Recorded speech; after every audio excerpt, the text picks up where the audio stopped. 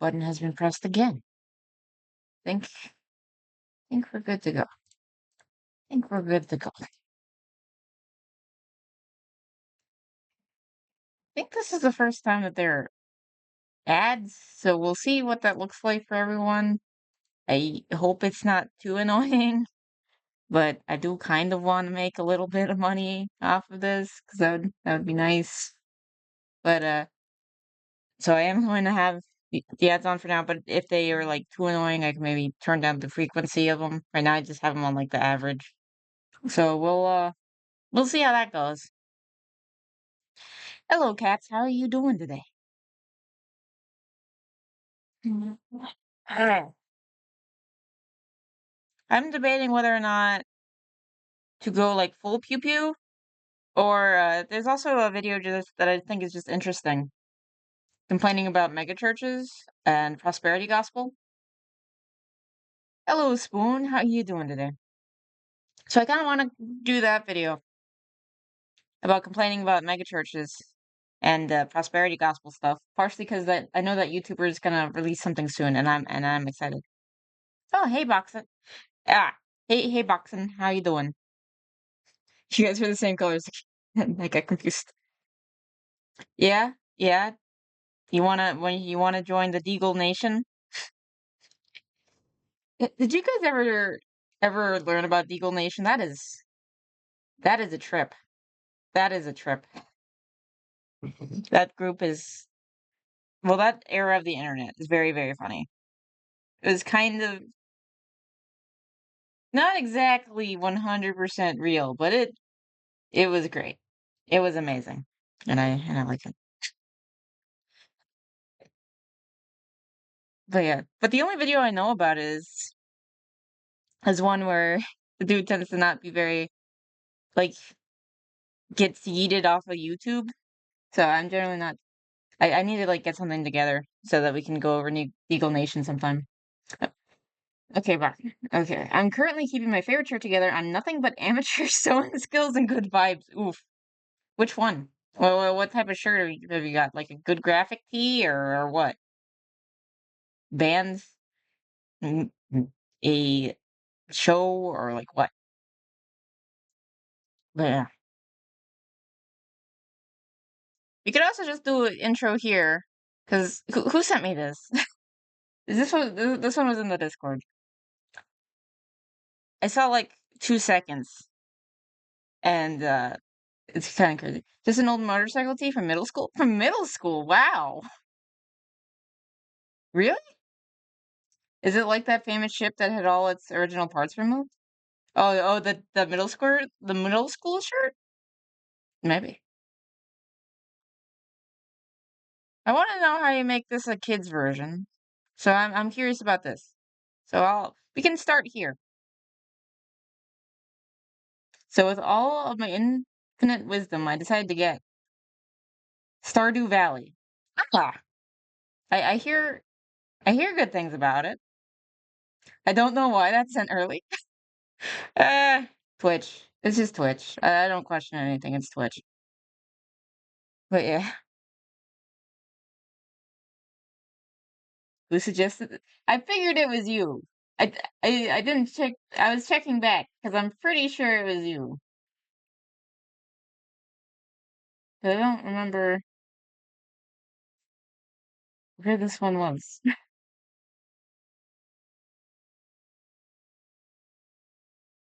Oh well. Yeah, it was you. I used to be really fat, and I was already tall, so it fits now that I'm thinner. Oh, cool, cool. Let me know if you can't hear anything, okay?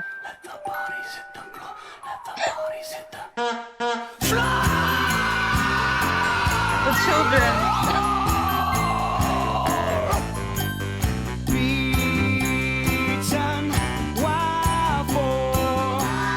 Why do I not hate this though?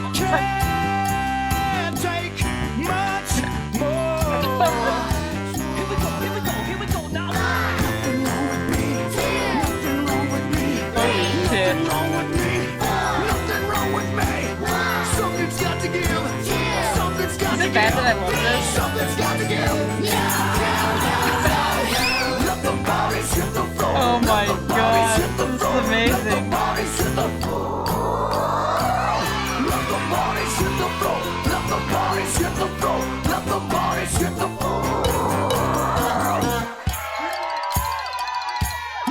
It is a banger, like, ironically. Push me again. Oh my god. This is the end. Oh my god. Here we go, here we go, here we go now. Nothing wrong with me. Nothing wrong with me. Nothing wrong with me. Nothing wrong with me. Something's got to give. Something's got to give. Something's got to give. No. Oh my god. Touches are great. Holy shit.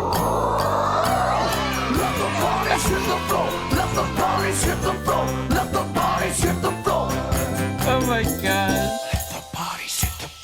Let the bodies hit the floor. Let the bodies hit the floor. Let the bodies hit the floor. Let the bodies hit the floor.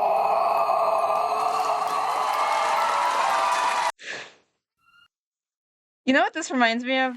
It reminds me of like where they from like that Invader Zim quote of like, oh, you made it worse, and it's like, did I make it worse or better? And that's what this makes me think of. The shit hits different years after watching it for the first time. The Rishi song or the specific remix. Or this remix is great. I may have this on my bedtime playlist with a xylophone version of Heart Shaped Box. You know that there's like a whole genre of taking like metal music and turning it into lullabies. I might have some on my playlist. I do have some on my playlist. Because they're chill. I need a playlist for my little nephew. Yes, you do. Yes, you do. We all need more of this in our life. Oh my gosh. I do think I might go into the megachurch video. Partially because I'm hyped, because this guy he barely releases anything, but when he does, it's a banger. And a new one's coming up, so I'm super hyped. So I want you guys to know about him, because I might make you watch his video when it comes out. Lots of classical music inspired metal. Yeah, for sure. So yeah, I guess it goes both ways. But so yeah, I can yell at mega churches because it's a special type of hate that I have. I'm sorry. I'm sorry.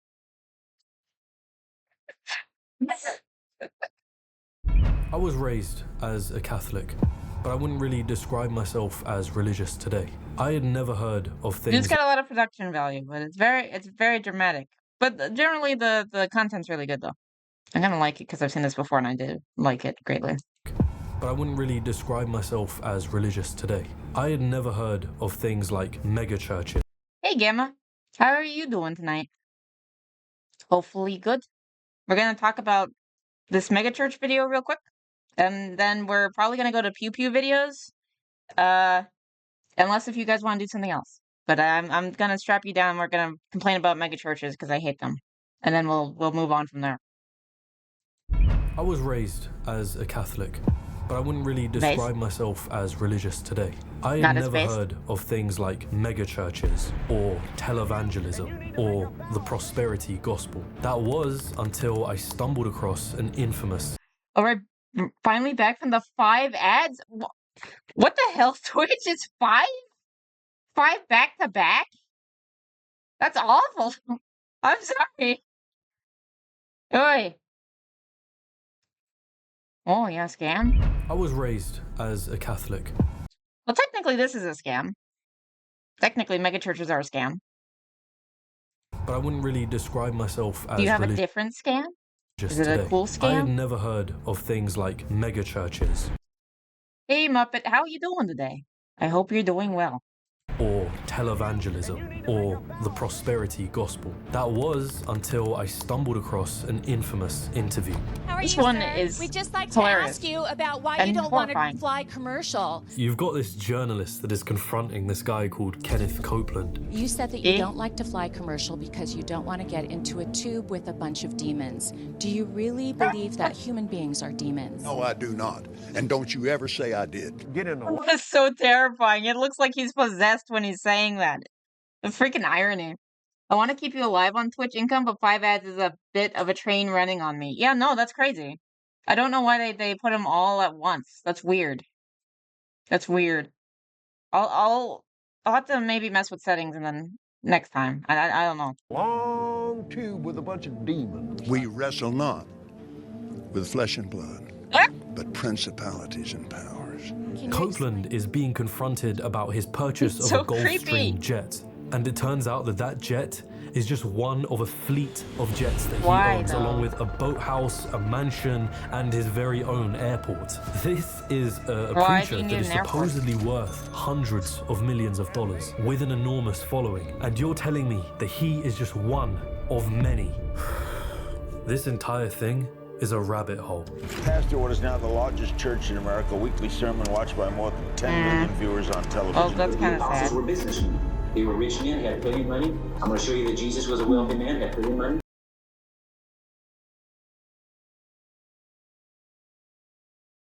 Thanks One for of my gifting chandeliers subs, cost more than most chat. people's house. Right. Don't know. Did the thing not go off again? The thing not go off again. I just freaking. This is. I swear. Alright. Alright. Why? Why does it always do this? Now I get to be the giant rat. Cool surprise. Oof. Oh, okay, that's the scam. I understand. Alright. House, I got 22 chandeliers in the house. They're extremely green. They don't need mansions. They don't need jets. God told me to have that plan. No, it Any didn't. religious leader who speaks the word of God, who has more than one suit, while someone has no clothes, is a cop-out.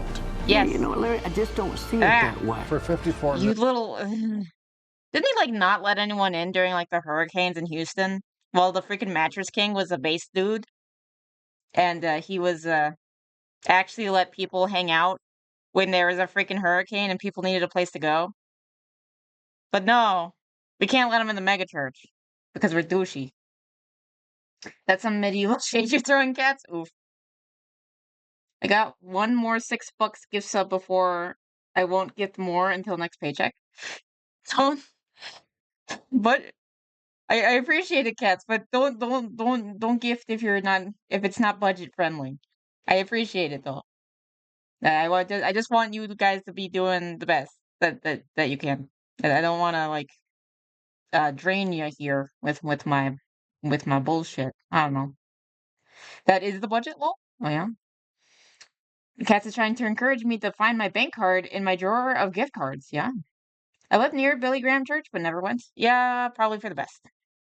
2 gift subs for all? Ah. $1 million. I want you to imagine how many people could be fed. Well, how many? Why does he always look possessed? Why does this man always look possessed? How many people could be fed? Well, Look at this. He looks like the possessor. He looks like the oh no. Bing is never nice to me when I'm trying to find images, but I'll see if I can find the possessor. Is that what or is it the possession? What is it? It looks like this. He looks like this to me. He looks like this. Look at it. Where's the other one? Need to grab the right one. There we go. See? Same thing. Tell me the difference between these two images. There is none. There is none. Does that mean? Nah, he's a douche. It's fine. Who knows the struggle of sifting through SIM cards to see which one isn't banned on Tinder? Oof. Oof. I got $24 in my discretionary budget. It's you or drone parts, VV. Shush, Parka. You gotta scam yourself, Spoon. Get the sub. Also, Copeland looks like he died and reincarnated as Chucky. Yes. Yes. I can see that. I can see that. Honestly, maybe even scarier than Chucky. I don't know. What would be a worse doll than Chucky? Like a marionette, maybe? So there's even more uncanny movement. How many homeless could have places to sleep? Laughing in their faces is creepy. Fresh. Oh, boy. Televangelism is still thriving in this country. If you were willing to pay the price, you could talk directly to God. I hope he's not talking about money. I hope he's talking about, like, you know, actual sacrifice and, like, what you need to do for, like, your in terms of, like, seeking out a relationship with God and, like, sacrificing because you have a loving relationship and you're willing to do things so that you can be in full communion with him. I hope that's what he's talking about. And not just giving you money, Joel. I hope you're not talking about giving you money, Joel.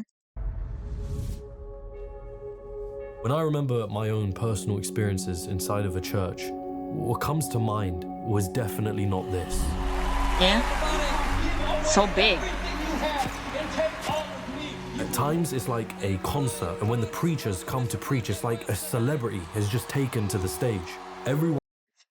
I went to Joel Osteen's church once way back and I legit got sick after. Which type of sick? Like, you felt like bad? Did the demon follow you? Or was it more just like a bunch of people, so you got like a little sickish? Hi, my name is, look to the side, Kenny. Oof. Yeah. But, this kind of reminds me, somewhat unrelated story. But, so, you know, I think I mentioned initially my dude's family was not particularly happy that I was Catholic. And, but they're like, okay, we'll give your mass thing a chance. Physically sick, emotionally sick, spiritually sick, all of it. Yeah, no, I imagine that would be the response to Joel Osteen church visit. But so they weren't very happy with the Catholic thing, but they were willing to, like, okay, we'll give you a chance. We'll go to this mass thing of yours. And they go, guess which day it is? It's the one day of the year that's the fundraiser day. The one freaking day of the year. And that's it. And they're like, oh, and then apparently she went to my dude later and was like, oh, this place is like spiritually dead.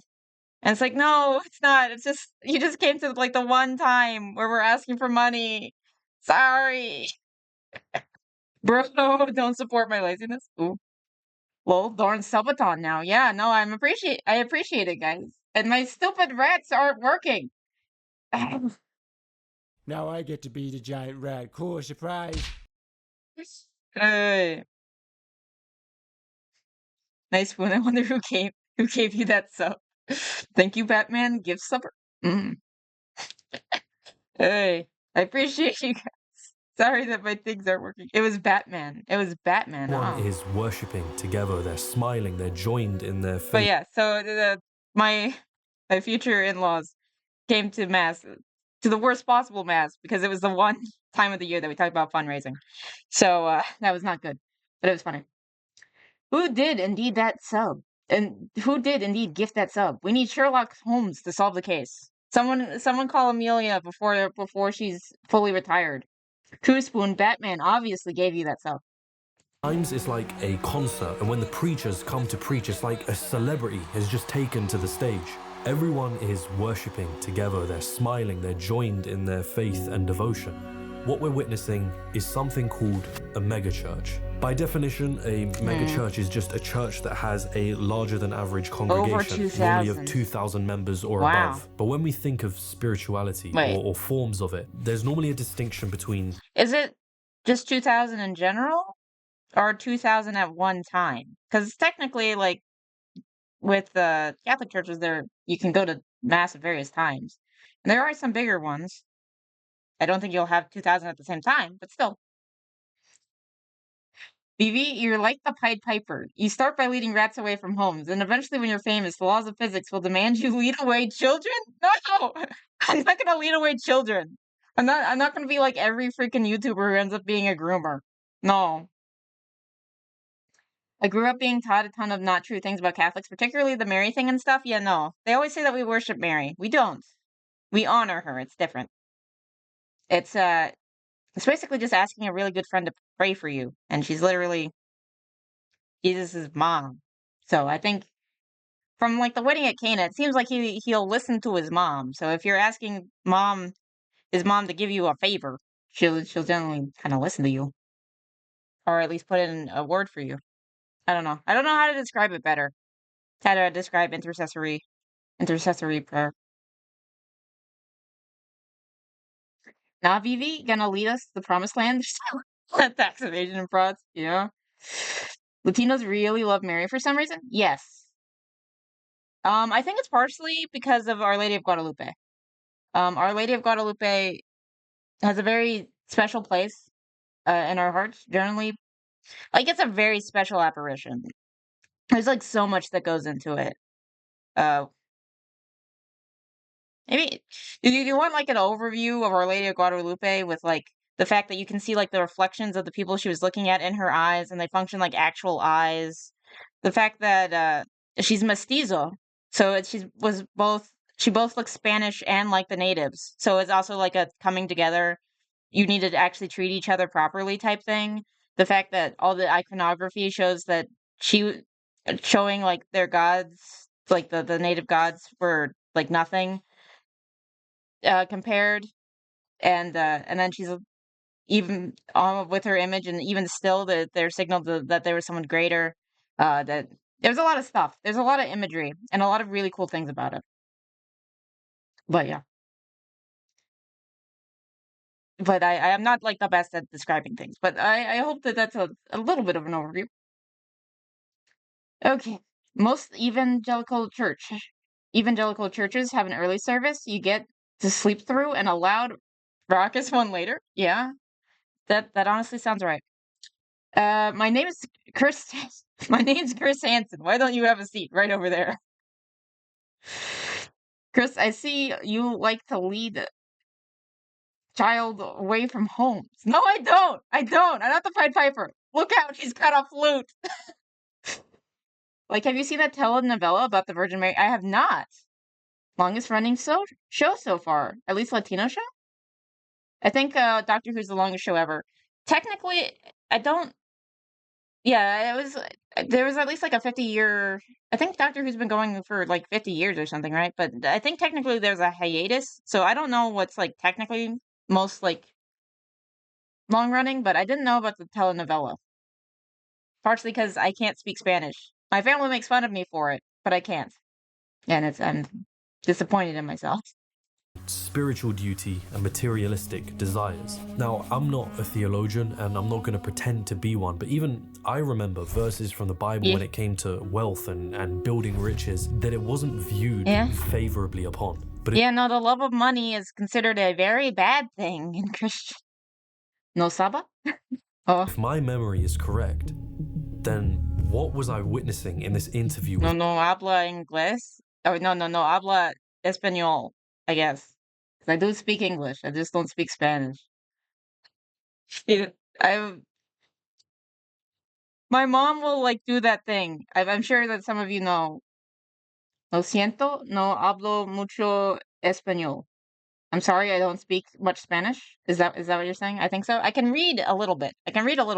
My accent is terrible, but I can kind of read it because I did okay with Spanish class. I just can't speak it or write it or do much of anything.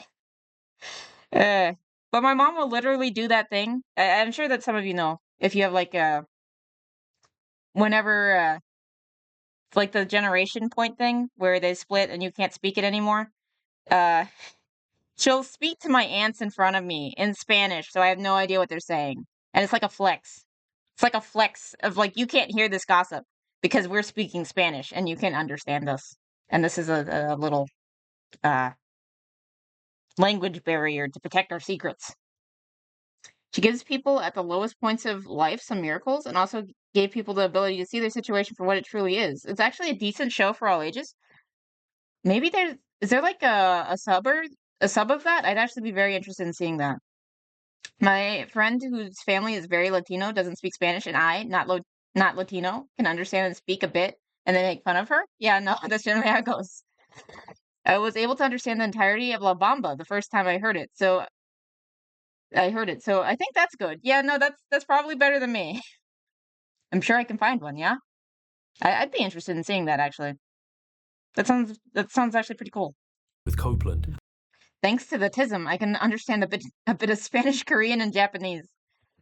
Well, anything that helps you get by. I think that's pretty cool. What is it? A polyglot, I believe, is someone who can speak multiple languages. But it might be a bit cringe or a bit out there because, telenovelas are basically super dramas. I'm fine with that. You know what I love watching? I love watching the corniest shit. I feel happiest when I'm watching 60s Batman, sitting down on the ground with a bag of microwave popcorn, hanging out with my dad. That is happiness. That is childhood happiness. That's my happy place. It's just thinking back to watching 60s Batman, which is so over the top, so, like, ridiculous. It knows it's ridiculous, but still. And we'll also just, like, watch a bunch of, like, Lost in Space, the old Land of the Lost, where the opening makes it look like they're getting flushed down a toilet. Good times. Good times. Memory is correct. Then what was I witnessing in this interview with Copeland? And moreover, some of these preachers. So you've got this preacher, Kenneth Copeland, who founded the Kenneth Copeland Ministries along with his wife. K-dramas are crazy fun and my guilty pleasure. Everyone keeps on telling me to see them.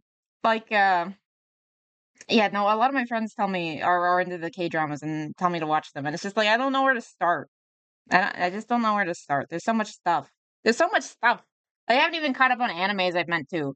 My cat's named after an anime character from an anime that I've never seen. I just saw clips and thought it was cute. I've never... It's kind of ridiculous. Gloria. They own a $7 million home, a fleet of jets, and their Eagle Mountain International Church has a membership in the thousands, not to mention their television and online broadcasting. Then there's Jesse Duplantis. Spoon, same. I speak a bit of Japanese, Norwegian, Spanish, Latin, Greek, and Swedish. Wow. True polyglot right there. Lol, looked it up and it has more than 2K episodes? Holy shit. That blows One Piece out of the water. That's insane. Who sat with Copeland as they both justified their purchases of private jets. And then the second one I purchased was in January 2004. What? Who claims to be able to perform miracles, who fills up stadiums and broadcasts it on networks worldwide. I'll release it. Joel Osteen, a very popular figure, especially in Houston, Texas, where his church resides, who's authored books that have been on New York Times bestsellers, as well as hosting church services with celebrities like Kanye West. Creflo Dollar. Is hosting things with Kanye West, is that a good thing or a bad thing nowadays? I thought that was seen as like a bad thing nowadays. When was this? 2 years ago? I think even then he was in trouble. Also Finnish, by the way, but only enough to barely live with most of them. That's still impressive. It's called La Rosa de Guadalupe. Guess that makes sense. With the roses that were used, that were arranged in the tilma. Because originally, Juan Diego thought that was the miracle. It's just that the flowers are like blooming out of season, so he could go and show it to the bishop. But when Our Lady arranged the flowers, it ended up being like the famous image that we have nowadays. It's always been a desperate thing. What?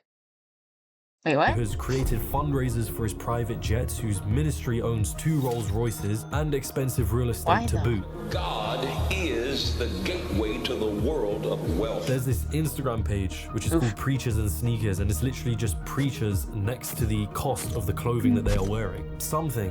Why? They don't even look that cool. Just preachers next to the cost of the... I don't understand. Why are these expensive? They look like shit. I don't understand. I mean, not like super shit, but they don't look like that. Oh, collabing with Kanye is always a desperate act. Oh, that's fair. That's probably fair. The clothing that they are wearing. Something just isn't right. I keep asking. A phrase I like to use with Kanye is, if you're sitting at a table having a conversation with a Nazi, there are 2 Nazis at that table.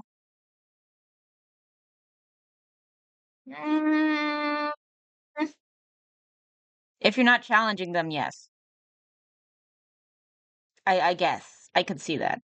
But if you're, like, challenging them, it's different. But in that specific situation, I think he was basically agreeing, wasn't he? So I understand that argument. Asking myself how, right? How is it possible to be this braggadocious about your wealth? Yeah, mostly true. Because it depends on what's happening. Because I don't know. I think it's somewhat cringe to cut someone off from the world completely. Because technically anyone has a chance of redemption. But so I do understand having discourse with them. But I also see issues with platforming people to some degree. But I don't know. I think free speech is very important. So I don't know. Complicated issues, I guess.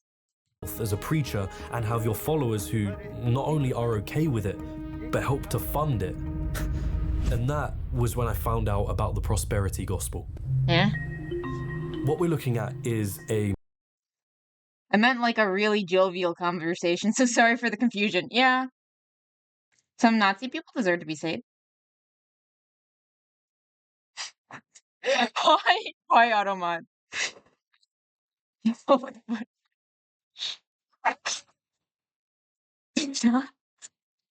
Holy shit.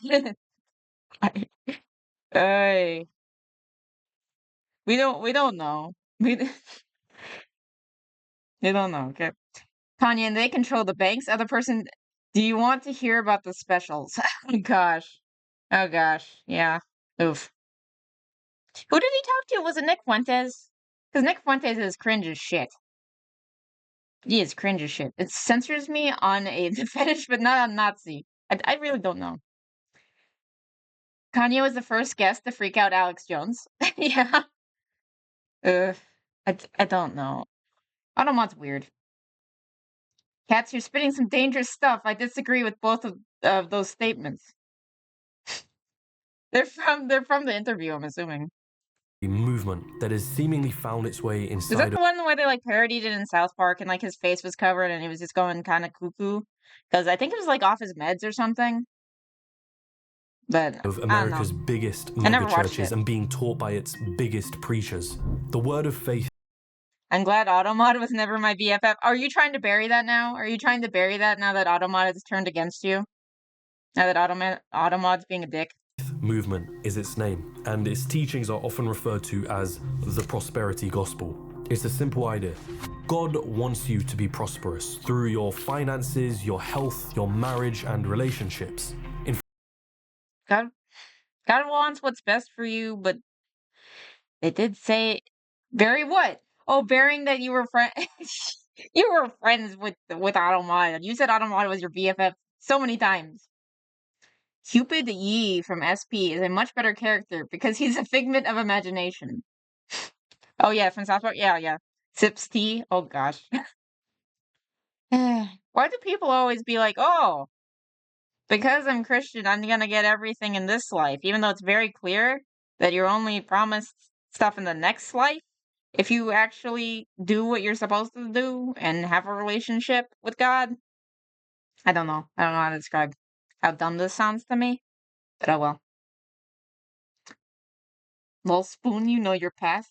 I wish I could take some schizo meds and all politicians would just disappear. Oh my gosh, that'd be great. Just Thanos snap? Thanos snap all the politicians away? At least Thanos snap all the career politicians away. I don't know if there's anyone who's actually, like, not a career politician, but you know what I mean. Things that belong to you through your faith, if you are willing to receive it. The prosperity gospel often refers to its believers as little gods. The idea being that we were made in the image of God and therefore possess a level of divinity within us that allows us to bring into existence the prosperity that we've been promised. I'm not sure about that. Extremely clear that Christians, literally little Christ, are going to share in Jesus' suffering. Yeah, no. If you think that there's no suffering while you're on Earth, that's dumb. You're not promised to have a good time on Earth. You're not. Actually, probably gonna suck at times. Maybe even a lot of times, but still. But there's another way to Thanos snap politicians, but I wouldn't recommend it publicly. Well, you couldn't Thanos snap them. How do you literally get rid of every single politician unless if they're all in one meeting and then you just happen to have someone who knows the codes? How do you Thanos snap everybody? And no one would be that stupid to let everyone be in one room. Gods, little g. You are gods because you came from God. And you're... Why is... Wait, they said little g. Why was it capital G? That seems wrong. My suffering is not suffering, because since birth, I have planned my life out. What? Look up designated survivor. Yeah, exactly. I know. That's what I'm saying. Don't you generally have to keep someone out of a meeting? I know that, wasn't there like a whole show about that? About like the one guy who was left behind after everyone goes bye-bye? Allows us to bring into existence the prosperity that we've been promised. You are gods, little g. You are gods because you came from God. And your DNA and Jesus' DNA are exact. You're exactly like it. It sounds amazing. I mean, he was truly human, I guess, but... What? This sounds like Mormon shit where you get your own planet. No one would be that stupid, but one party has a zombie as our president, so... Yeah, well... There'd have to be, like, someone who would be like, maybe it would be risky for me to be here with everyone else, and generally people doesn't like us politicians. I don't know if it would be a good idea for us all to be in the same room. I think I'm gonna nope. I don't know. So, how do I earn this prosperity? How do I access this divine power that I supposedly have? Well, is it? This is what I was gonna say. It's basically The Secret, but replace the universe with God, and I guess like positive thoughts with faith. And now it's the same thing, I guess. If I have the exact same DNA as Jesus, I think he was probably a freaky guy. Oof. Starts with your faith. But if you'll stay in faith, there will come a point where God will say, enough is enough. It's payback time. The Bible says, I know you love the Lord. Yeah, when you die. It's not promised on earth. So you qualify for prosperity. Next, you have the act of tithing. The initial concept of tithing was this idea that you give 1/10 of your wealth in some way, shape, or form to a religious organization. Most houses of worship are going to rely on the donation of their congregation in order to continue their operations, especially mega churches. It is kind of like giving to a charity, but tithing... Yeah, no, literally, because generally, the way that I've always been taught about tithing, it's 10% that you give to charity. It can be of any type of charity. It can be all of it to your church. It can be some of it to your church, some of it to like a different organization. It's just generally doing something for the service of God with your money, kind of. I think, if that makes sense. Through the teachings of the prosperity gospel, introduces a, should we call it a plot twist? Tithing lays the foundation for financial success and abundance. Tithing is the way. I hate that they're using it like an investment. So it's basically a scam. It's a scam. I think I can be confident in saying that. Can I get sued for that? I don't think so, right? For recession or depression to bypass you. Here, Stephanie from Maryland writes, I sent in my first fruits offering. Oh, God. 2 weeks later, I received, watch this, $2,400. So now it isn't just... How? How did that magically happen? How did that magically happen, chick? What are you talking about? About donating your money to a church. It becomes a case where you're exchanging your money in return for actual prosperity. Be right back, getting dinner. Yeah. Imagine a commercial of Jesus spinning crypto. That probably exists because people do weird shit, especially in the crypto space. Which I'm not inherently against crypto, but a lot of the crypto people, or at least the people going into crypto thinking that they're going to make money, it's very cringe. It's very cringe. But I do understand the need for crypto in some instances because I know like some people can't like access banks because of they'll get like deplatformed so bad that they can't access freaking banks. Right now it's pretty controversial figures, but I don't like that the precedent of the keeping anyone from the bank. I don't know. You'll often hear some of these prosperity preachers refer to it as sowing your seed. The implication is pretty obvious to anyone who's watching. No, you give us some of your money, and in return, that value will be given back to you in some way, shape, or form. It's the harvest. I want you to go to the phone. If you want to experience the wonderful 300% returns of the Lord, invest today. You know, that's what it feels like. And that's gross. That's really gross that they are using God for that. It's frustrating.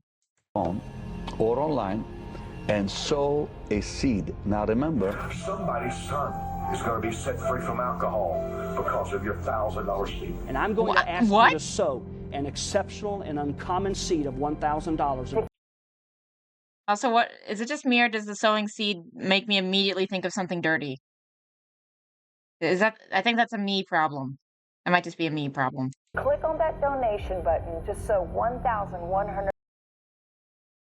Oh, is it the one that, what was it, 144,000 bullshit? Where they don't understand numerology and they just think it's literally that number of people are gonna make it in the apocalypse? Because that also pisses me off. $144. A lot of things piss me off. I'm a very easy to set off person, I guess. So God is giving you the harvest, and the harvest of the seed you've sown. You can't expect a harvest if you don't sow seed, spiritual, physical, or financial. It's surreal, and it generates a lot of money. On January the 12th of 2008, Kenneth Copeland Ministries took possession of a Gulfstream jet, which was funded all thanks to the donors of his church. In fact, KCM wrote a blog post thanking their followers for helping them, quote, harvest the Gulfstream. But our work is not done. To which the blog then proceeds to remind their followers that they still need $17 million more, which will be used for the, quote, sowing towards the construction of a new hangar, upgrading the existing runway, and purchasing special Gulfstream maintenance equipment. Or how about Creflo Dollar's infamous sermon, to which he tells his congregation to... Wait, his last name's literally Dollar? Wow. Was he doomed from the start? Help him fundraise towards a private jet, all to the response of cheers and applause from the audience. If I want to believe God for a $65 million plane, you cannot stop me. You cannot stop me from dreaming. See, Copeland and... Holy shit. Also, there's an early two-part South Park episode where Cartman sings a song about a woman's separation and then starts a megachurch. I have not seen that, but I am not surprised that there's a Cartman starting a megachurch episode. That sounds like something that would happen. Dollars pleas for money. They're not met with criticism and backlash from their... I thought you were going to take the day off today? No? It's Tuesday, Thursday is my, Also, hey Dan, how are you doing today? Tuesday, Thursday, I just do night streams. Monday, Wednesday, Friday, I do day streams. But Saturdays, I'm off on Saturdays and Sundays. I'll start streaming on Saturdays mid-November though. But it's just I'm really busy right now with outside life stuff. So, but eventually I'll probably do Saturdays too, and I'll finally get around to finishing some comics I've been meaning to do. Their congregation. It's celebrated, and prosperity preachers will obviously say that this aids in their quest to spread their message across to different countries. If I flew commercial, I'd have to stop 65% of what I'm doing. Conveniently, that message obviously allows them to make even more in donations. But these preachers, they don't just live lavish, right? They put it on full display. You think Jesus Christ would roll around in a Rolls Royce? I think he would. Let's get it close. No, he wouldn't have. He was freaking poor. That's part of why they were... Oh, my God. Yes. Hello, Dan. How are you doing? I hope you're doing well today. It's a glorious ring. Where am I looking? Right here. You fly in a private plane. Yes, I do. You're staying right now in one of the fanciest hotels in New York City. Yes, I am. You wear very nice clothing. So...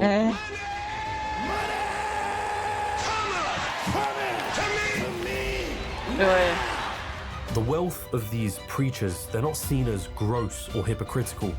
In fact, They're seen as proof that the teachings work. It's seen as them actually practicing what they preach. The extravagant lifestyle, that's not a mistake or a flaw.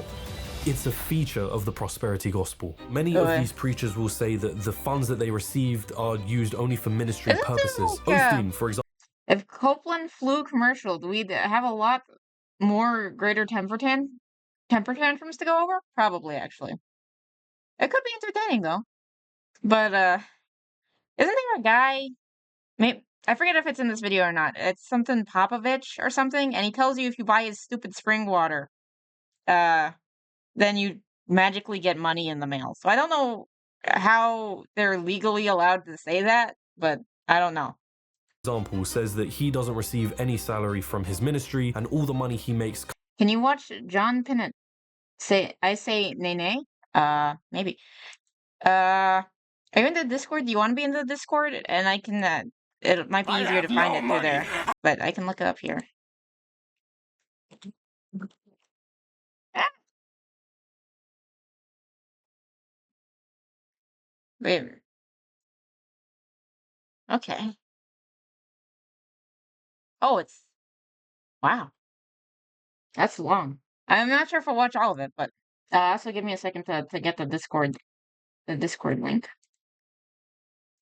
I'm doing it like slowly, just to make sure I don't get like overwhelmed. There you go. Pin that. Okay. Yeah. Yeah. Okay, where was I? Ah! Just to that. Okay. Comes from his book sales. Look, in some ways, I don't really care if a ministry wants to buy a private jet. It looks optically hypocritical. It's fine. You don't got to watch it right now. Yeah, but I will go over it. Yeah, no, I'll go over it though. I'm debating when to go over it, if it's gonna be this stream or a different one. Critical, but I'd rather let theologians argue over the contradictions that those actions have with actual religious texts. I'm more interested. Fair. I do appreciate that he is actually respecting theologians here. Actually, am I too? Oh well, I want to do at least one pew pew, and then we can try to stand up. Because I am pretty interested. We'll check this out. In how the money is generated. And it doesn't get more unethical of a promise than it does with the prosperity gospel. If you're accustomed of giving $10, go to 20. Go up to 70, 80, 100. Raise that amount and watch what God will do, because don't you stop sowing offerings. Well, they won't let us go to church. Well, email it in there, text and give or something. You get that tithe in that church, you get that offering in that church, and then you go home and you do what we're supposed to do. This idea is no different than the law of attraction and manifestation circles that claim that you can use your mind to manifest any desire that you want. In fact, it's been argued that the prosperity theology does have similar roots to the New Thought philosophy that became popular in America in the 19th century. When I look at Osteen, for example, I don't necessarily see a preacher. I see someone who's more akin to a self-help motivational speaker that uses God as a proxy. Yeah. Confident. I am secure. Why is Oprah literally always involved in so many of these big old scam people? So many. There's Joel Osteen, there's Susie Orman, there's a dude who was a cult leader that she promoted. I don't know why she's connected to so many scummy people. Wasn't she also friends with Weinstein? I don't trust a lot of things that Oprah promotes because of her association with so many misses. I guess her show's went on for a while, but still. It seems like there's a bad track record there. I am confident. I am secure. I am talented. Take a look, for example, at Osteen's New York Times bestseller book, Your Best Life Now, which is filled with all of these kinds of ideas. So here's a quote from the very first chapter. Because they sold their souls? Yeah? yeah, that's fair. That's fair. Enlarging your vision. It's not God's lack of resources or your lack of talent that prevents you from prospering. Your own wrong thinking can keep you from God's best. And the book is riddled with these similar messages of becoming what you believe and the power of your words. It's a book like many others in the self-help genre. The connection isn't really that hard to see. But it's this sowing your seed message You should look up the story of a suicide cultist named Leo Gura. He got his start in self-help. Yeah, why does that sound familiar? But yeah, I'll have to look him up. Message in the prosperity theology, the idea that you can donate to a church and in return you can, pay off your rent, pay off your credit card. Actually, this seems particularly stomach churning. And now they go after vulnerable people. That's why it's so awful. You know what? Give me a sec. Before I forget, no money. I may at least look it up. I don't know. Oh, this guy! Wait, did he? Wait, he's a suicide cultist? Yeah. Yeah, that's my go-to. It's under a tab called Send to Artists. Because when you're a VTuber on Twitter, the artists always come to you and it's like, do you want to commission me? And it's like, I don't have any money, leave me alone. But I never actually sent them that. My dude just recommended I did it. Wait, he's not banned yet? Well, he left. Because he left so long ago, and this is also like a re-upload thing. It's a meme about Greece. I have no money. So I don't know if Frank's channel is banned. I thought it was banned ages ago. I don't think he was banned. I think he just left to do music. I could be wrong though. This is a message that is being exported from America to Europe and Africa. So one of Nigeria's wealthiest pastors is this guy called David Oyedepo, who is said to be worth $150 million. We are not asking you to give so the church can be blessed. We're asking you to give so you can be blessed. Some fellow said, okay, I was worth $150 million. I said, that's an insult. $150 million, that's an insult. $150 million, too small. That can't Oh my Do God. they know what they're doing? Oh, Leo. Okay. Wait, oh yeah, he's not banned. Is he really? Is he really leading that type of?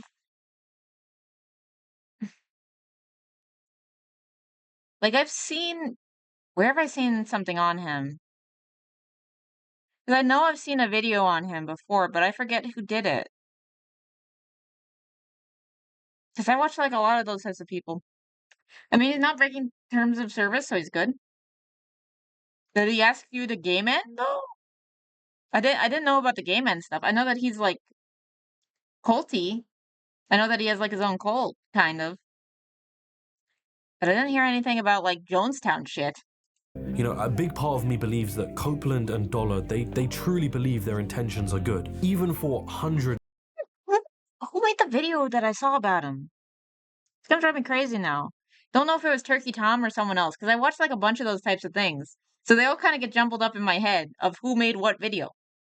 Of millions of dollars. I can't imagine someone knowingly deceive and hurt other people without just driving themselves insane in the long run. Type of cognitive dissonance just seems too much to bear. But at the end of the day, I'm never gonna know what their intentions are. You know, I can only ever see what the consequences of their actions are. Yeah, they might just And be trust me, delusional, maybe. You haven't seen the worst of it But they're yet. probably predatory.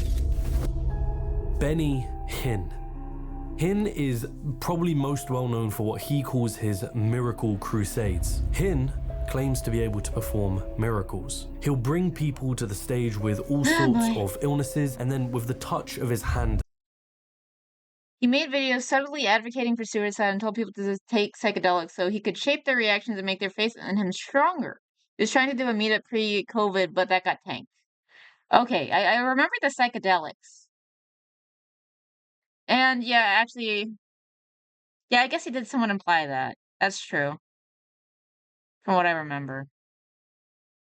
I didn't know about the COVID meetup, though. Either that or I just forgot about it. They will feel God's power running through them as they fall back, and Is it these placebo? catchers will catch them as they fall. You had Parkinson's. Is this gonna be placebo? For 15 years. He says, oh, thanks for the anointing. Who are you? People in the audience will cheer. There are others who are stood there in awe.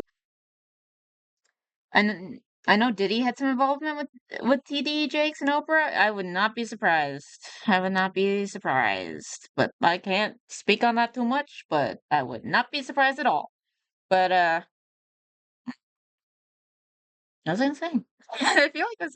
Oh yeah, this is why whenever miracle stuff happens, at least in the for a lot of people, generally they'll do the to confirm if it's a genuine miracle. They'll have to go and see if there's any medical explanation, and so they make sure it's not just placebo, and it lasts for longer than a few days, where it's just the placebo high.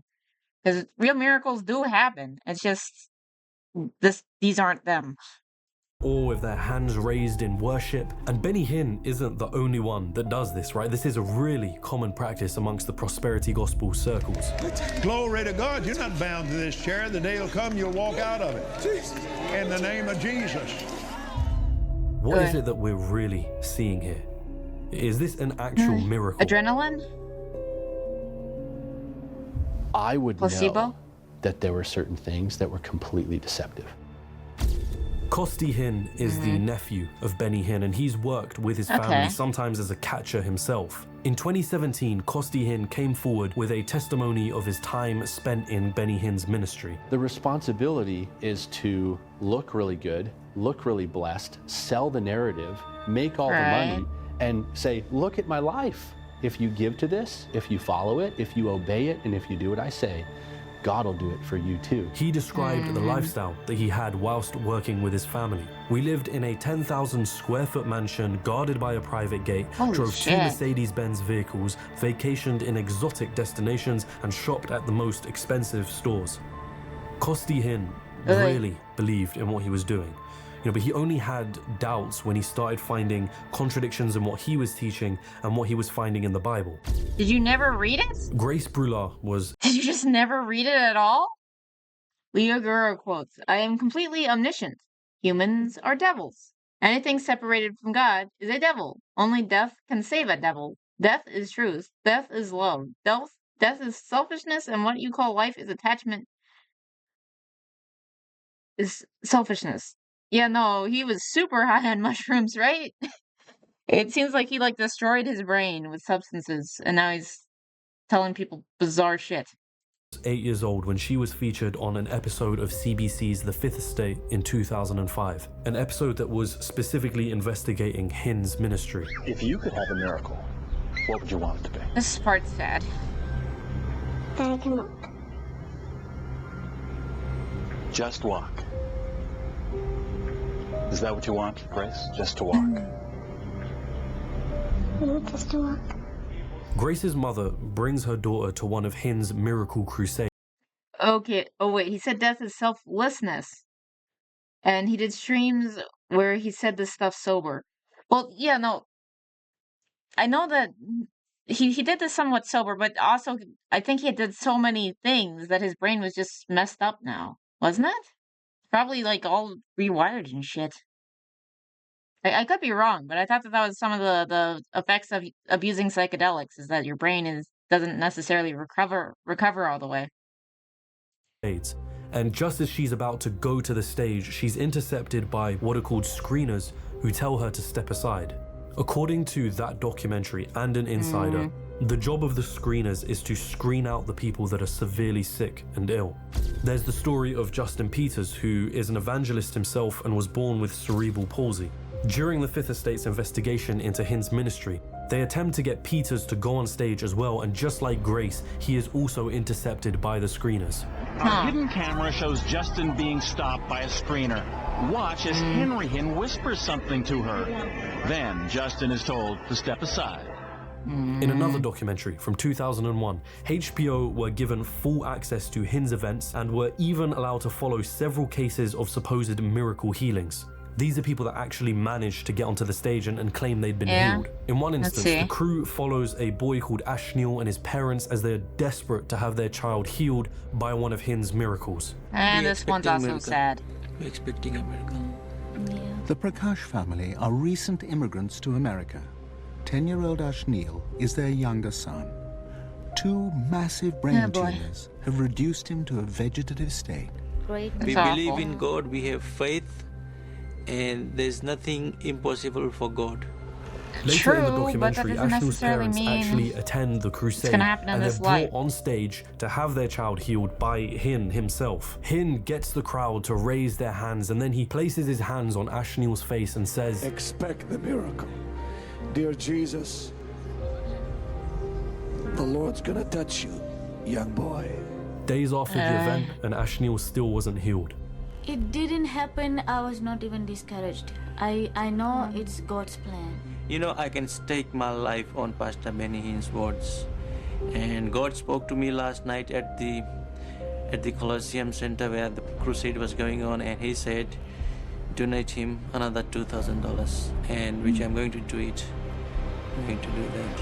Recently, I watched an event from Kenneth Copeland's Eagle Mountain Church, right? It's called Miracles on a Mountain. It's another miracle healing service, and in this instance it was hosted by this evangelist called Billy Burke. And at one point someone is brought out from the crowd, and I thought, hang on, I recognize this guy.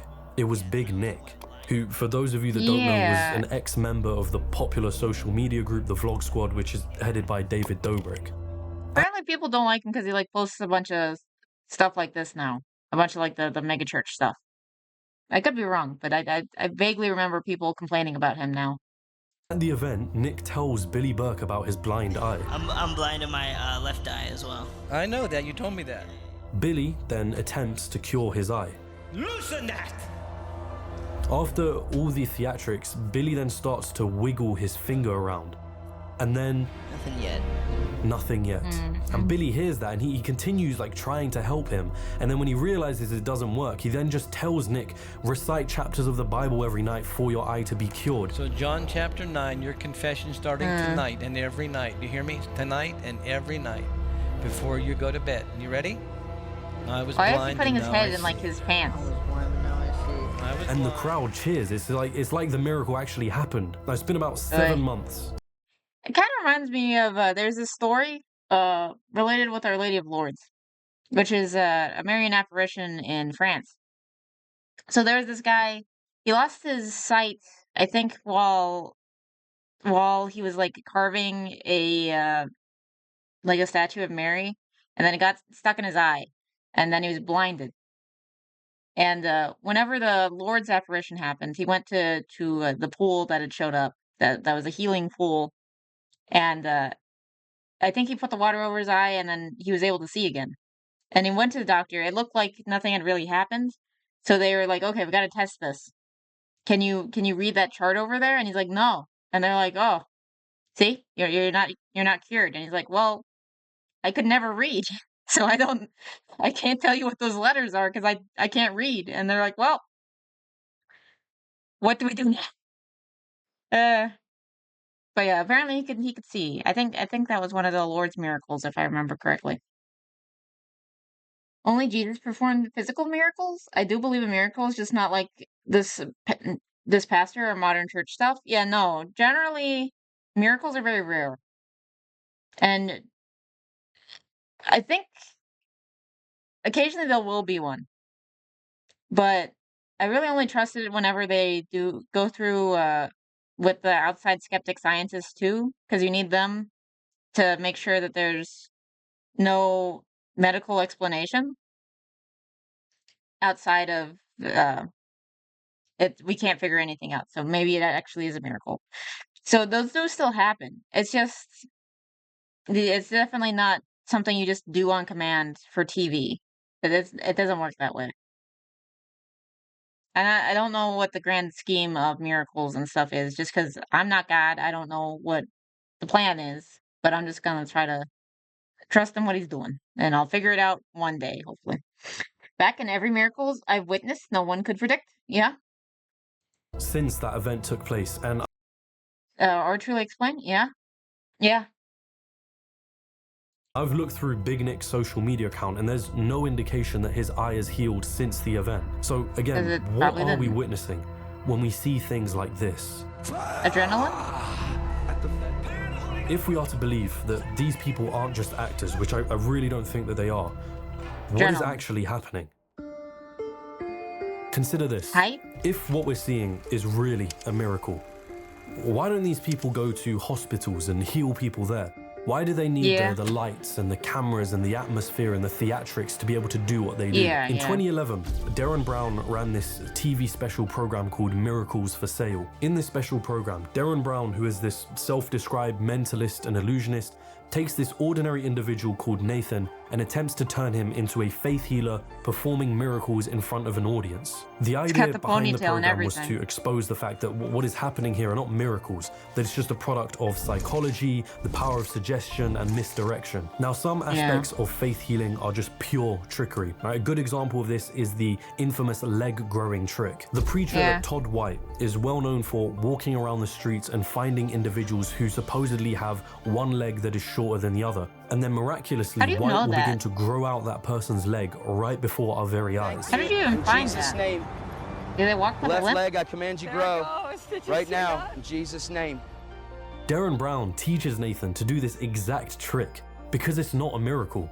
The leg growing trick is infamously used by charlatans throughout history. In fact, a quick Google or YouTube search will demonstrate how it can be done in several ways, one of which involves shifting the other person's shoes to make it seem as though a leg is being grown. If you speed up the Todd White clip of him performing this miracle and you just play it back and forth, you can literally see what Todd White is doing. But a big part of faith healing isn't just tricks like this. In fact, if God gave me the ability to faith heal, I would be so rich, open up my own practice, get paid on tips on tax. Oh, you charge them. I don't know if you're charging them. I don't know how God would feel about that. A lot of it is rooted in a deeper part of who we are as people. By the end, well, most miracles I've seen in my life are me actually surviving really dumb shit. No, that's fair. That's fair. Of Darren Brown's special, Nathan is. Don't forget loco tax on unrealized gains. Oh my, oh, don't even get me started on how that makes no sense. And would be an administrative nightmare for tax purposes. I have no idea how they'd make that work. Because what screenshot of time are we going to use?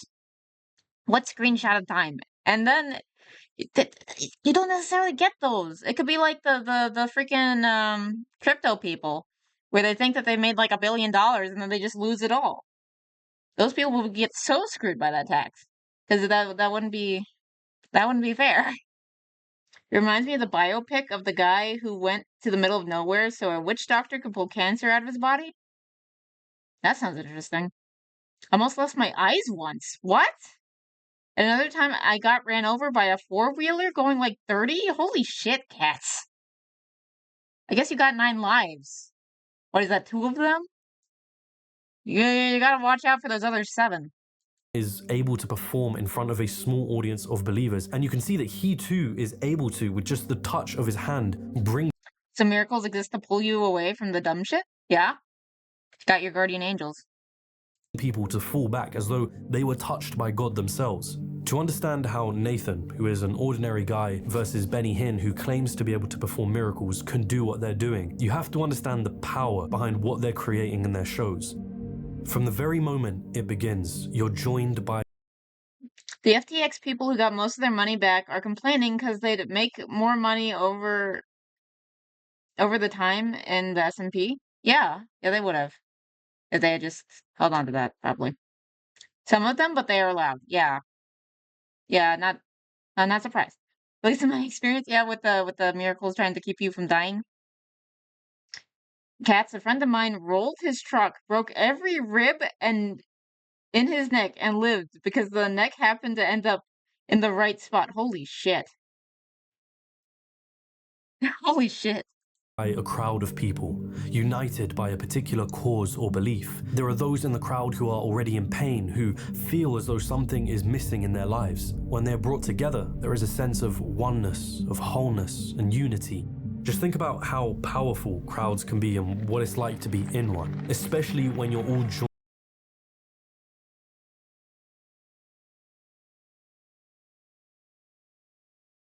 And Cass, what did you say to your ex? What? Well, I want to say nice, but like it sucks that happened in the first place. I know, right? Hope your friend is alive today, Baka? Yeah. Spoon once again tossing shade. Yeah. That's what he does. Spoon throws shade. Cats does too, though. All of you guys do. Actually, all of you guys do. You all. I feel like with Salted, there's a lot of trolling in the Rat Pack. Well-meaning ones, but still. Lots of things happened that day. Lost eye and ran over. Ex-Amber stuff. Holy shit. What? Also, Dan, I don't know. I haven't contacted him since the incident. I just knew he was in a wheelchair and that was it. Well, a wheelchair is better than dead, so. Joined by a united cause. You're then brought into this hypnotic, or more specifically, a suggestible and open state. He wants to heal you because he... Honestly, I feel like my ex would have shit the bed if we stayed together longer. Ah. You wear an eye patch? Did I ever do... I don't think I told you guys that I had to wear like a little pirate eye patch and when I was a kid. Because I have this thing called amblyopia, which means that one eye is better than the other eye.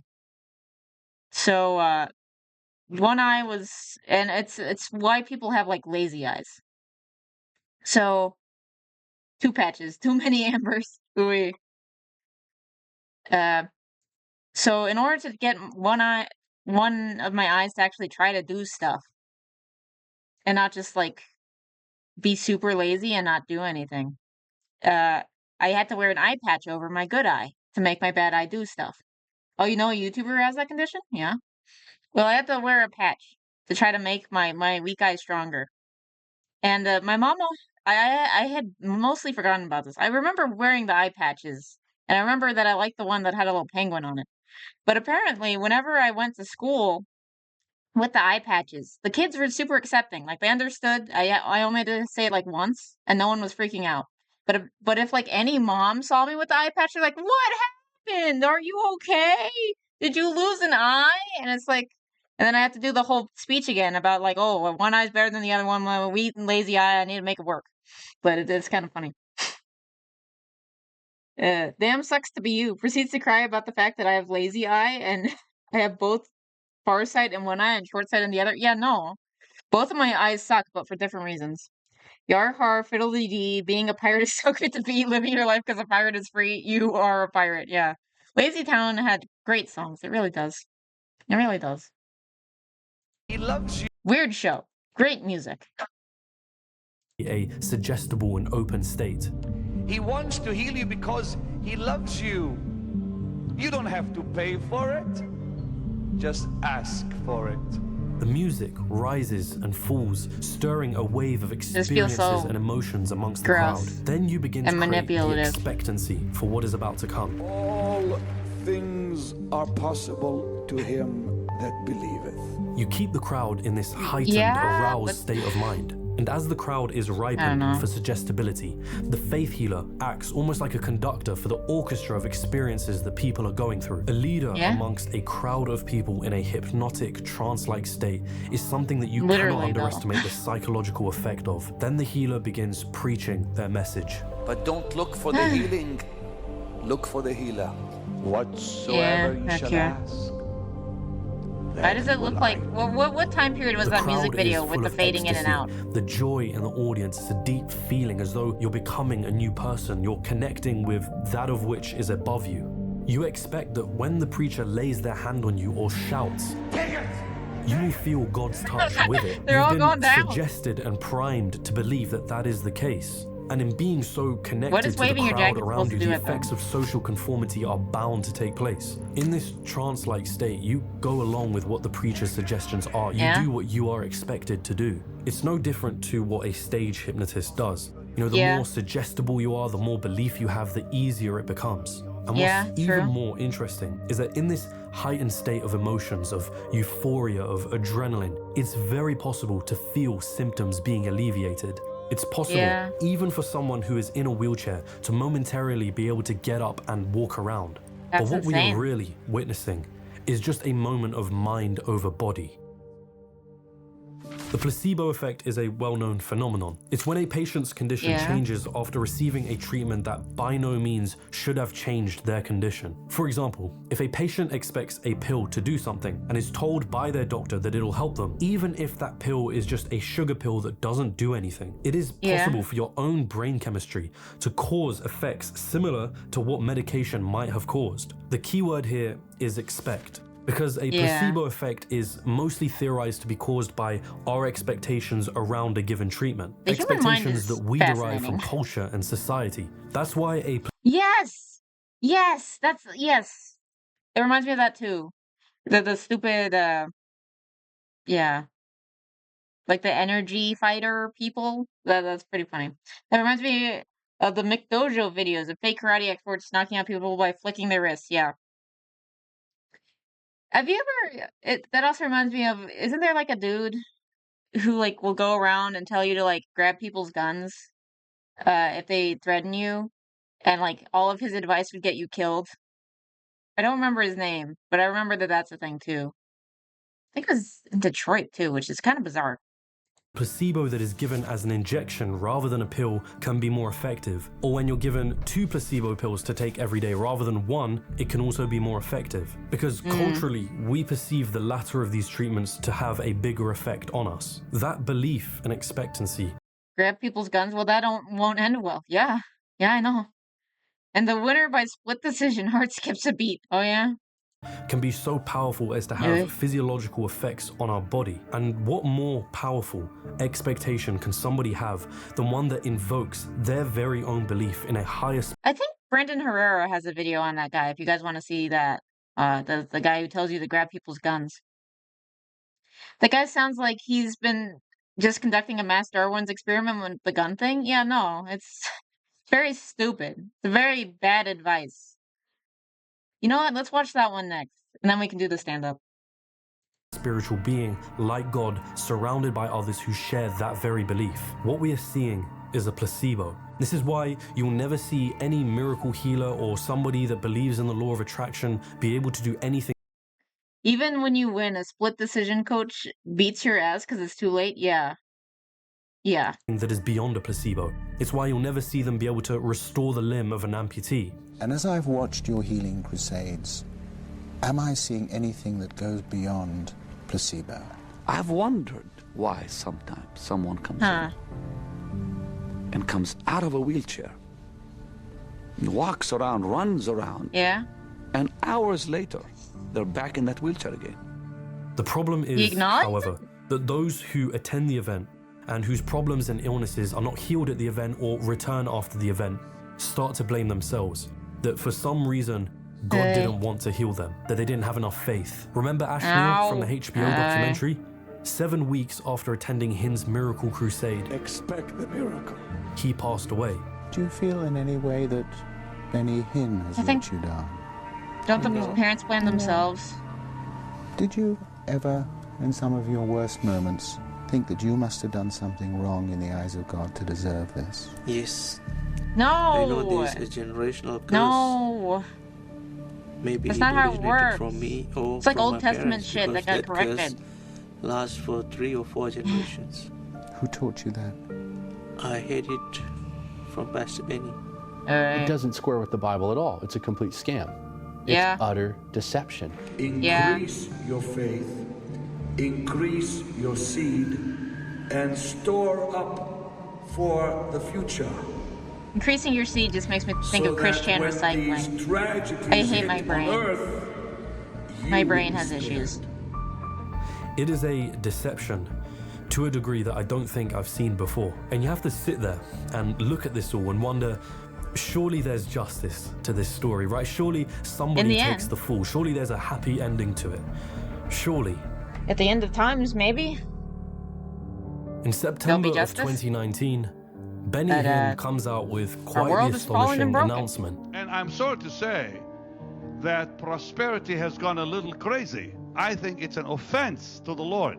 It's an offense to say, give $1,000. I think it's offense to the Holy Spirit to place a price on the gospel.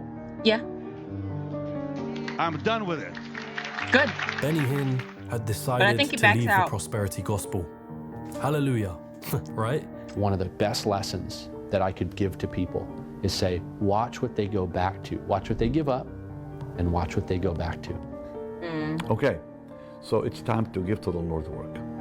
It's time to sow seed in the Lord's work. So God can bless you and reward you. Prosper. Now it's time to give to the Lord's work, because giving guarantees our financial protection. Dude. The problem is, once you've generated the type of following and business and reputation that Hin has, changing your ways becomes almost impossible. And more so because I genuinely believe that most of these prosperity preachers, they're not intentionally malicious. They've deceived themselves. I don't know about Even that. till today, I question. Maybe some of them are Is this delusional, God or but is still. this just me? The reality is that most of the preachers that we've mentioned in this video are continuing their operations today. And when they pass, there's going to be a wave of new prosperity preachers ready to take their place. The message is an easy one to spread. It promises you health, wealth, and happiness. It makes you feel good. And what's not to love about that? Here's a question. Is this like, our prosperity gospel stuff, is that mainly American? I think some truly believe the lies, yeah. Yeah. Because if they don't, that means they're even more sinister, which would be even sadder. But I do think that some of them actually believe it. That should make it, I guess, better? Nah, it's all around the world? Oh yeah, because we heard it was in Africa too. Right. Of all the problems in the world, I don't think this is the worst problem. Yeah, true. It's not the worst. I know there is a little Spanish stuff, not sure beyond, yeah. Right? Look at the comment section below, and you're probably not going to be hard-pressed to find someone defending Hin or Copeland or the prosperity. I think almost mostly American in terms of notoriety, but it's all around the world, yeah. Oh, there is a Korean super-duper church too? Really? Theology overall. You'll probably find people claiming that they have seen miracles happen, or that by sowing their seed, prosperity really was given to them. And I'm not delivering any new message here. You know, prosperity theology receives a lot of criticism inside of Christianity and outside. Hey man, you know you're a piece of shit, right? Yeah! You know, right? Tell him to his face. They'll still get away. They had a mass wedding. That's super weird. Oh, it's those guys. I think I've heard of that. If there's no Mark, there's no Con. So obviously, since it's possible to believe, some mega pastors probably believe their own stuff, yeah? With their teachings, because their message isn't for people who are cynical. It's really difficult to stop their more deceptive actions. The only thing you can do is go to those that believe in it and steer them away. And until that happens, good luck with that. The booming business of prosperity theology and faith healing will continue to flourish. I don't know what you feel about the prosperity gospel, the health, wealth, and prosperity gospel, but I'll tell you what I feel about it. Hatred. Yeah, that's fair. It is not the gospel. Yeah. And it's being exported from this country to Africa and Asia, selling a bill of goods to the poorest of the poor. Yeah, that's Believe this message. Exploitative. Your pigs won't die. Your wife won't have miscarriages. You have rings on your fingers and coats on your back. That's coming out of America. Why did he say it that way? John Piper is just one of the many preachers and ministries that actively try and combat the prosperity gospel. And although Texas is home to some of the biggest megachurches, it's also home to the Trinity Foundation, a leading watchdog ministry founded by Ole Anthony that carries out investigations into some of the conducts of the biggest televangelists. It was Ole Anthony, founder of the East Dallas Homeless Ministry Trinity Foundation, who masterminded the investigation and helped expose some of the top televangelists in the country. Interesting. You know, faith and religion are powerful things. Seeing the sense of hope that it can fill a person with, or the community and the purpose that it can inspire towards good causes. Now, I don't think anyone can look at those things on their own and say they're bad. A few months ago, I do appreciate that he doesn't 100% just shit on Christianity. When that happened, I felt very cynical about everything that I was doing. You know, America, what was the point? Fuck yeah! And what Cries internally. was having a sense of hope that those feelings we're would still come to better pass, than most. and I finding think we're still the best purpose in country. what I It's was just doing, and spending time with my friends and family. Hope, purpose, and community. But hope, purpose, and community can be exploited. It can cloud your better judgment just because somebody dresses the part or sounds the part and invokes the word God. If you're somebody watching this that is a believer in the prosperity gospel, I invite you to think over and really question, could I be wrong? A healthy skepticism, I think, only motivates someone to find the truth, not drift. You ever see Ric Flair wrestling promos? He would be a good prosperity preacher. Honestly, all the wrestling promos that I've seen in general, I feel like they could be salesmen, I guess. But then again, a lot of the ones that I've seen are like Ultimate Warrior, and I have no idea what he's saying, but he's screaming a lot, and he seems to really believe in what he's saying. Further away from it, seek, and perhaps you will find. It's not Christianity's fault because what they're preaching isn't Christian. True, but not everyone, because it seems like he's not. It sounds like he's not Christian anymore. But some people will just like. Rock would be a great cult leader. Yeah, I could see it. But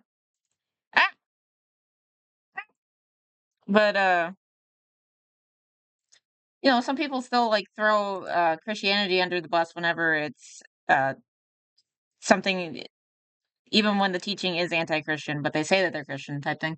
Ric Flair being mega pastor would push me over the edge into complete insanity, but the dangerous kind of insanity where it's undetectable. Okay, let me see. Let's see if I know who you're talking about or not. Oh, it's that guy.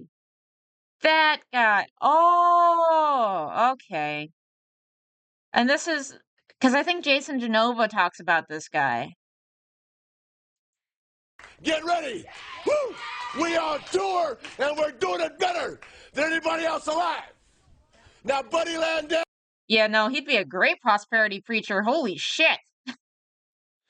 What's the Rock cooking Kool-Aid? Flair as a pastor would be awesome. Yeah. It's so hard for me to sit back here in this studio, looking at a guy out here hollering my name. When last year I spent more money on spilled liquor in bars from one side of this world to the other than you. That reminds me of a Nick Rekieta quote before he went completely bonkers. I think it was still bonkers. Wait, no, it wasn't him. It wasn't Nick Rekieta. I'm putting together the two Sonichu cursed people in my head.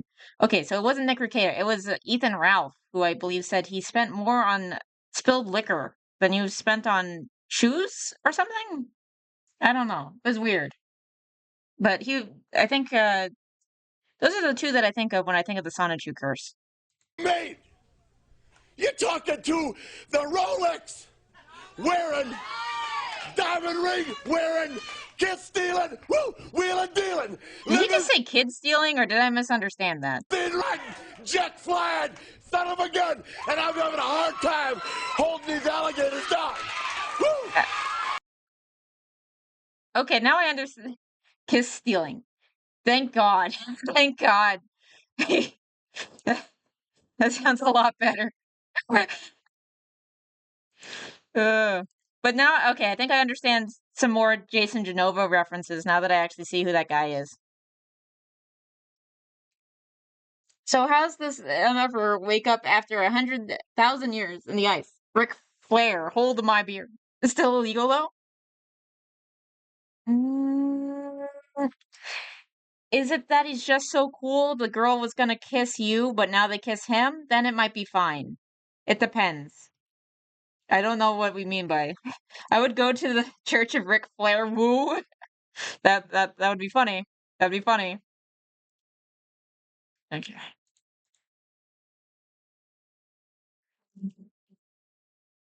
Is it? Maybe if I put self-defense, I'll find that crazy dude. I can't spell though. Yeah, there it is.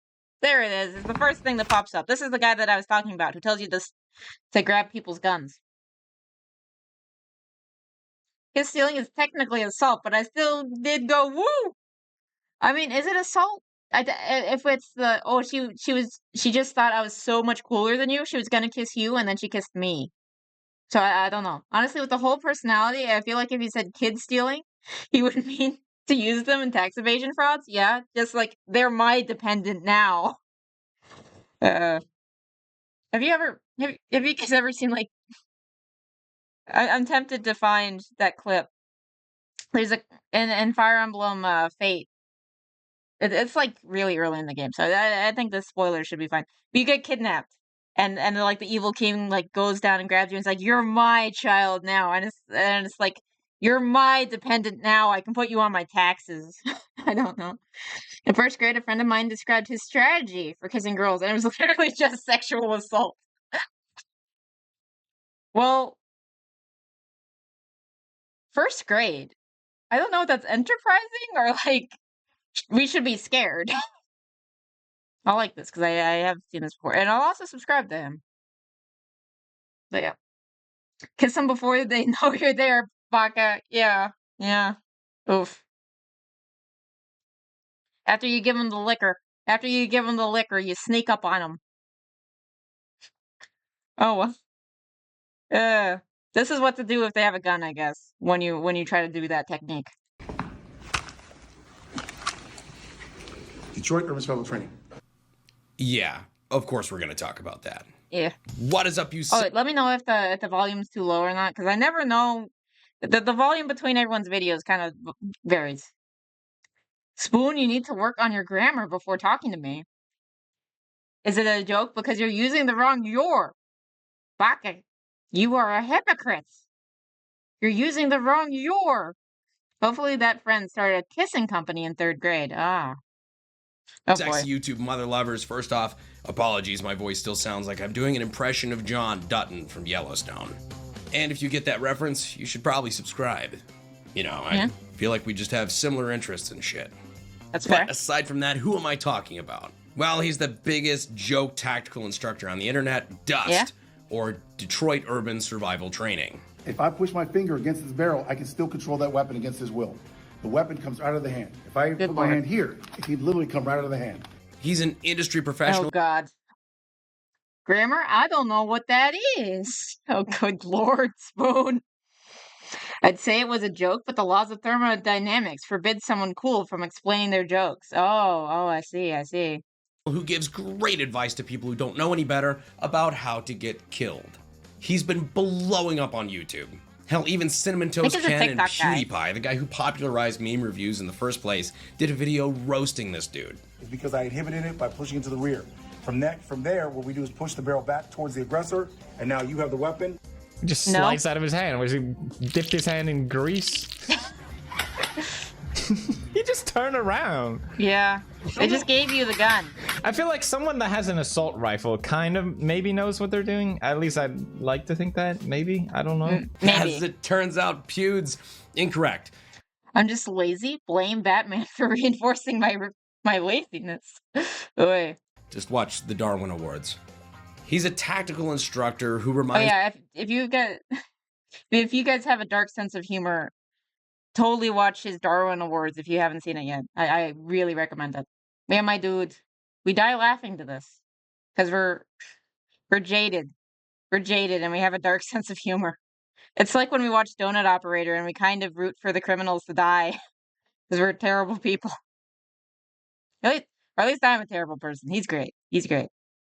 Me of a modern equivalent of one of these I will protect myself using energy alone kind of old fake guru types. Yeah, this is what we were talking about earlier. Yeah, this stuff. Look, he's fighting them with energy. You know, the guys who get beaten to a bloody pulp the moment they enter a ring with a real Brazilian jiu-jitsu master or something. Yeah. Anyhow, this guy... And now you see the barrel of the rifle in between your eyes. Don't move. That's the right spot. Your jeans must be burned. The salt temperature check. Oof. He's been in the news several times for his antics, but it's just recently had a huge resurgence thanks to TikTok. For the record, yes, I do have a TikTok. I just hope it never blows up because then I'll have to start using fucking TikTok. Yeah, so today we're going to enough. take a look at exactly who the hell this guy is I've and whether or not really he's either used the it. biggest troll who has ever graced the tactical space or he's just a fucking idiot. Before we get into the details about Don't this know guy's which one, background, though. I want to give a quick thank you to EuroOptic. EuroOptic, of course, being a great resource for pews, pew accessories, and name brand optics. Some of which I'm going to be putting on Some my... of his sponsors are really freaking cool, but I'm going to skip through here. Anyhow, back to Detroit Urban Survival Tactics. So why do I think this guy's a troll? For the record, it's not just me. As this guy gets farther and farther out there, more and more people think that this is just a giant shtick and we're the mark. So Hopefully. recently, I just saw this Detroit urban survival fellow did a collab with Master. I'm a pure Christian. The only ass I eat is false. Oof.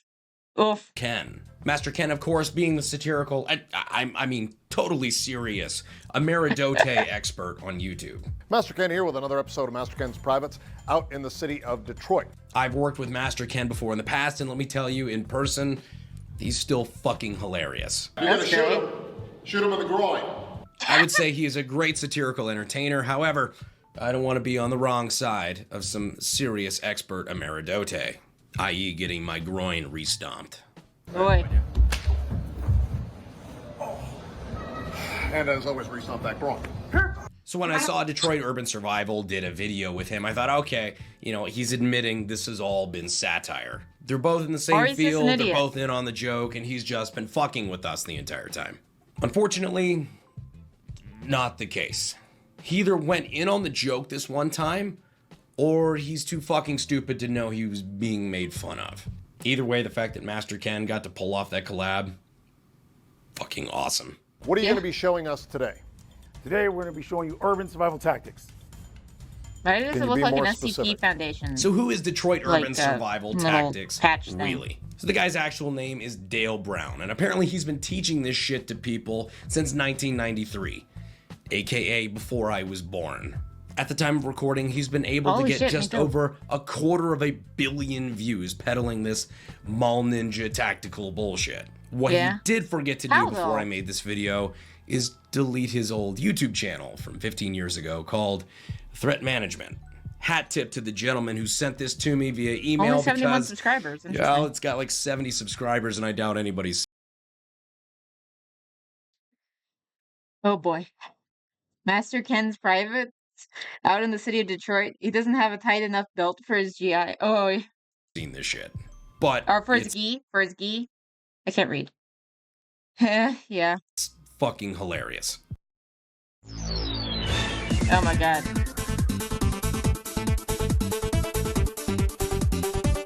Why does this sound like a fighting game mixed with like a dance remix? Look at him go! Look at him go! A lot of the shit he was trying to sell back in these days is counterterrorism tactics. So this guy, despite having zero known counterterrorism expertise, was selling counterterrorism classes back in 2008. Now I hear what you're saying. Granted, this guy basically watched too many episodes of Burn Notice. He's trying to sell his courses to anybody basically dumb enough to listen. Yeah, isn't he mostly harmless? Well... Fighting slash rhythm game, yeah. No. He's taking advantage of soccer moms in Detroit and anybody else stupid enough to take his advice and getting paid to teach them shit that will get them killed. Yes. Yeah. Oh god, they give that... Oh no. Don't... Oh god. All right, so the way that worked, the mother pushed here on the thumb, causing the thumb to let go. This would help. I don't think it's a magic someone button tries to that grab makes your them child release. against your will, you're able to break the hold so you can get your child free from an aggressor. Beat Saber with Hadokens? That actually sounds pretty cool though. That tries to abduct your child. Oh, you see? Okay, if your child's being abducted in downtown Detroit, all you have to do... Rhythm Heaven X Jujitsu Jason? I can't read. I can't read. Is grab the guy's you can make thumb fun of me. and you're I safe. can't read. Seriously, this guy is like the fucking definition of if you say it with enough confidence, people will think you're an expert.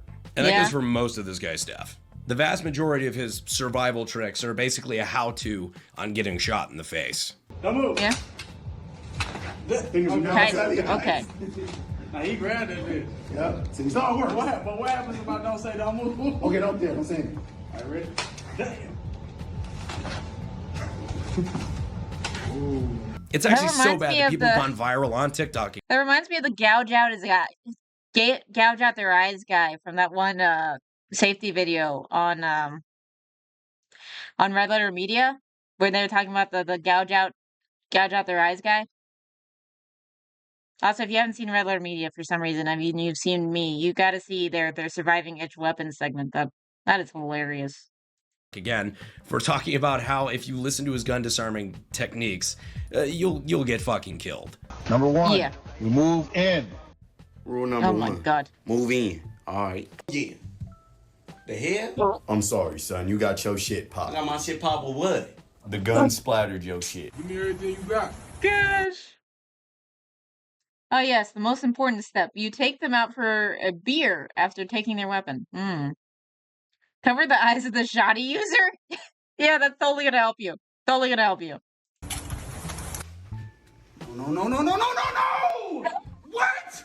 I was just with the dude! And to make things worse, he's even cameoed and said TikToks about how his advice will get you killed, taking no responsibility for the fact that he's basically teaching you how to get shot in the face. That's strange. Bro! You did not move us in front of the gun. Bro, what are you Detroit doing here? trading. He messed up. It's all on him. Bro, you just showed me how to do it. They must have killed you, No. That will get you killed. What he just did will get you killed.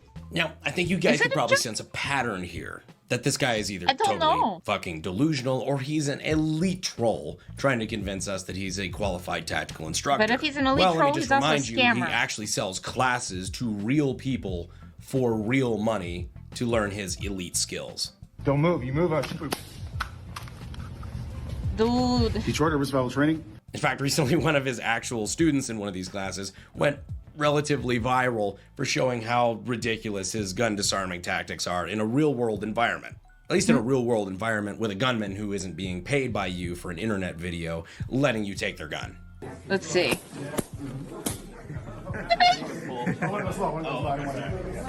Oh god, no! He has since refuted this video as a bad student. Oh, Funny, gosh. he kind of reminds me of the guy who, you know, can't get his dick to work and blames the girl for not being pretty enough. But in case if someone wants to pay me to teach them to be stupid, I might too. I mean, I guess fair. I haven't sold you on this guy being a complete douche, don't worry. In a recent video with Coleon Noir, this gentleman made a claim that if Chris Kyle, you know, American sniper Chris Kyle, if Chris Kyle took one of his courses, he would still be alive today. 5 minutes with Chris Kyle, he'd be like, well, yeah. No, I'm not going to have somebody behind me and with a gun. Little shithead. And then Chris Kyle will be alive right now. Now, regardless of what you little freaking shithead. Really? Oof. It smells like a bitch in here with that TikTok collab, yeah? Think about Chris Kyle, this should solidify in your mind that this guy is Well, F this guy now? I know, right? completely drinking his own Mall Ninja Kool-Aid.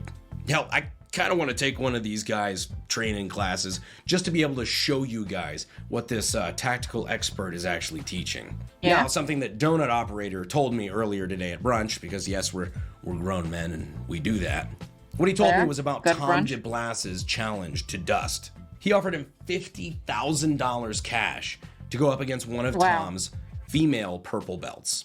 That's right, he offered this gentleman, who's been a tactical trainer and anti-terrorism advisor for over 25 years. He offers him $50,000 cash in hand, will sign a contract, just to roll around on the mat with one of his female purple belts. He also goes out of his way to say that the guy racks a discipline. I don't know if that would go great, but it'd be interesting. Also, I think he's actually doing an evolutionary study to find a selective pressure that will remove morons. Maybe, though. And is out of shape. Which is harsh, but yeah. Now, I know Dale Brown from Dust obviously spends a lot of time on social media watching videos like this one. So I just wanted to use my platform to spread the word about this challenge. If Dale is such an elite operator, why not take him up on it? Hell, I'll up the ante. I will personally add a $5,000 donation to the charity of Dale Brown's. God, knowing we need one, do we though? We have so many. We already have so many things that are like taking down the population. I don't know. Which is funny, but bad-mouthing people who sacrifice for our country, F him. Yeah, no. That's the thing. That's the thing. I feel like that was the thing about... I feel like that was a little bit a line too far, maybe.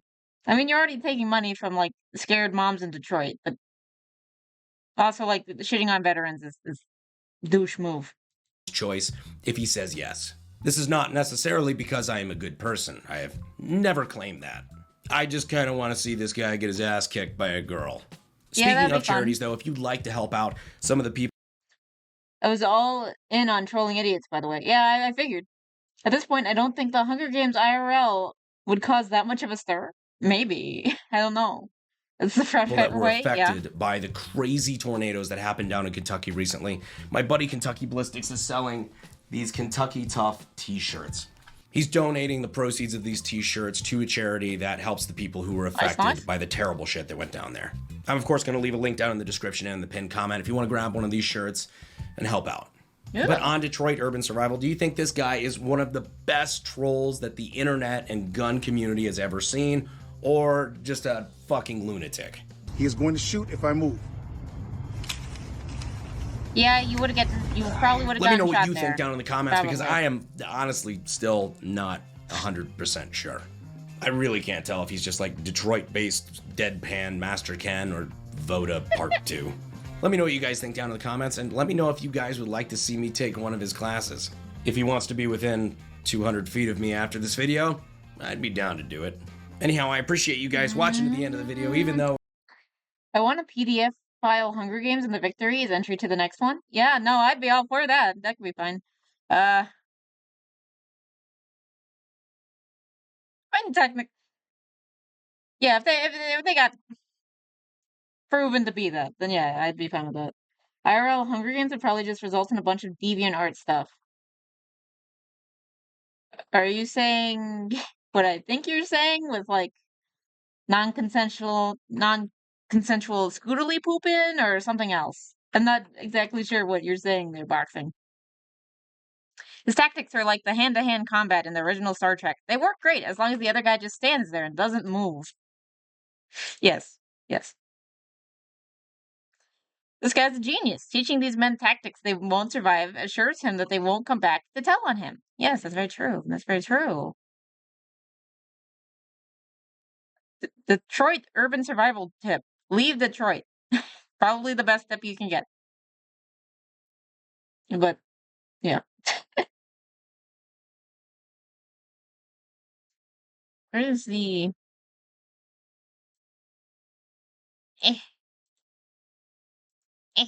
Okay. This I think so. Okay. I'll just do the specific link. There we go. Let me know how the volume is, and we'll also see how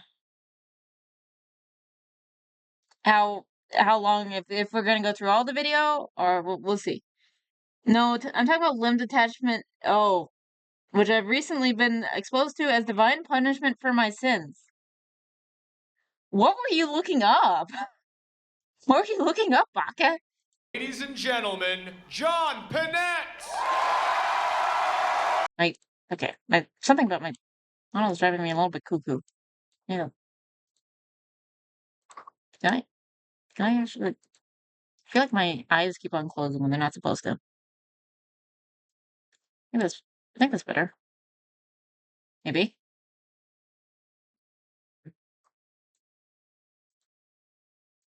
There.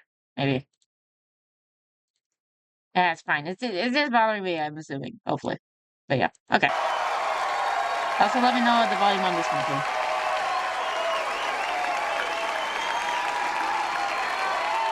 I think this was Dan's suggestion? Thank you! Hello? Yeah, this was Dan's suggestion. Wow, I think I might need to turn it up. Huh?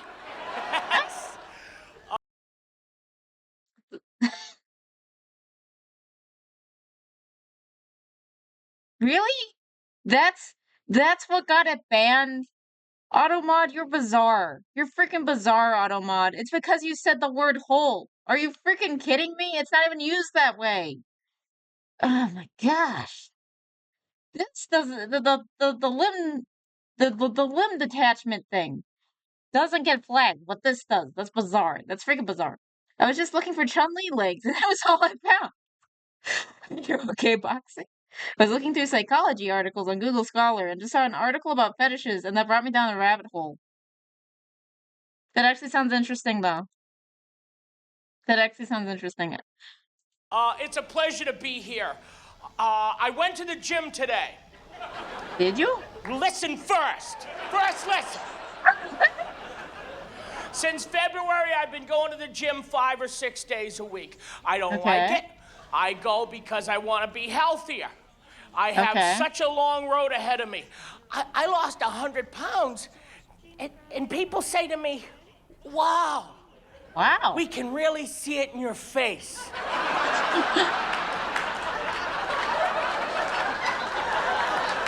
Volume sounds good? Okay.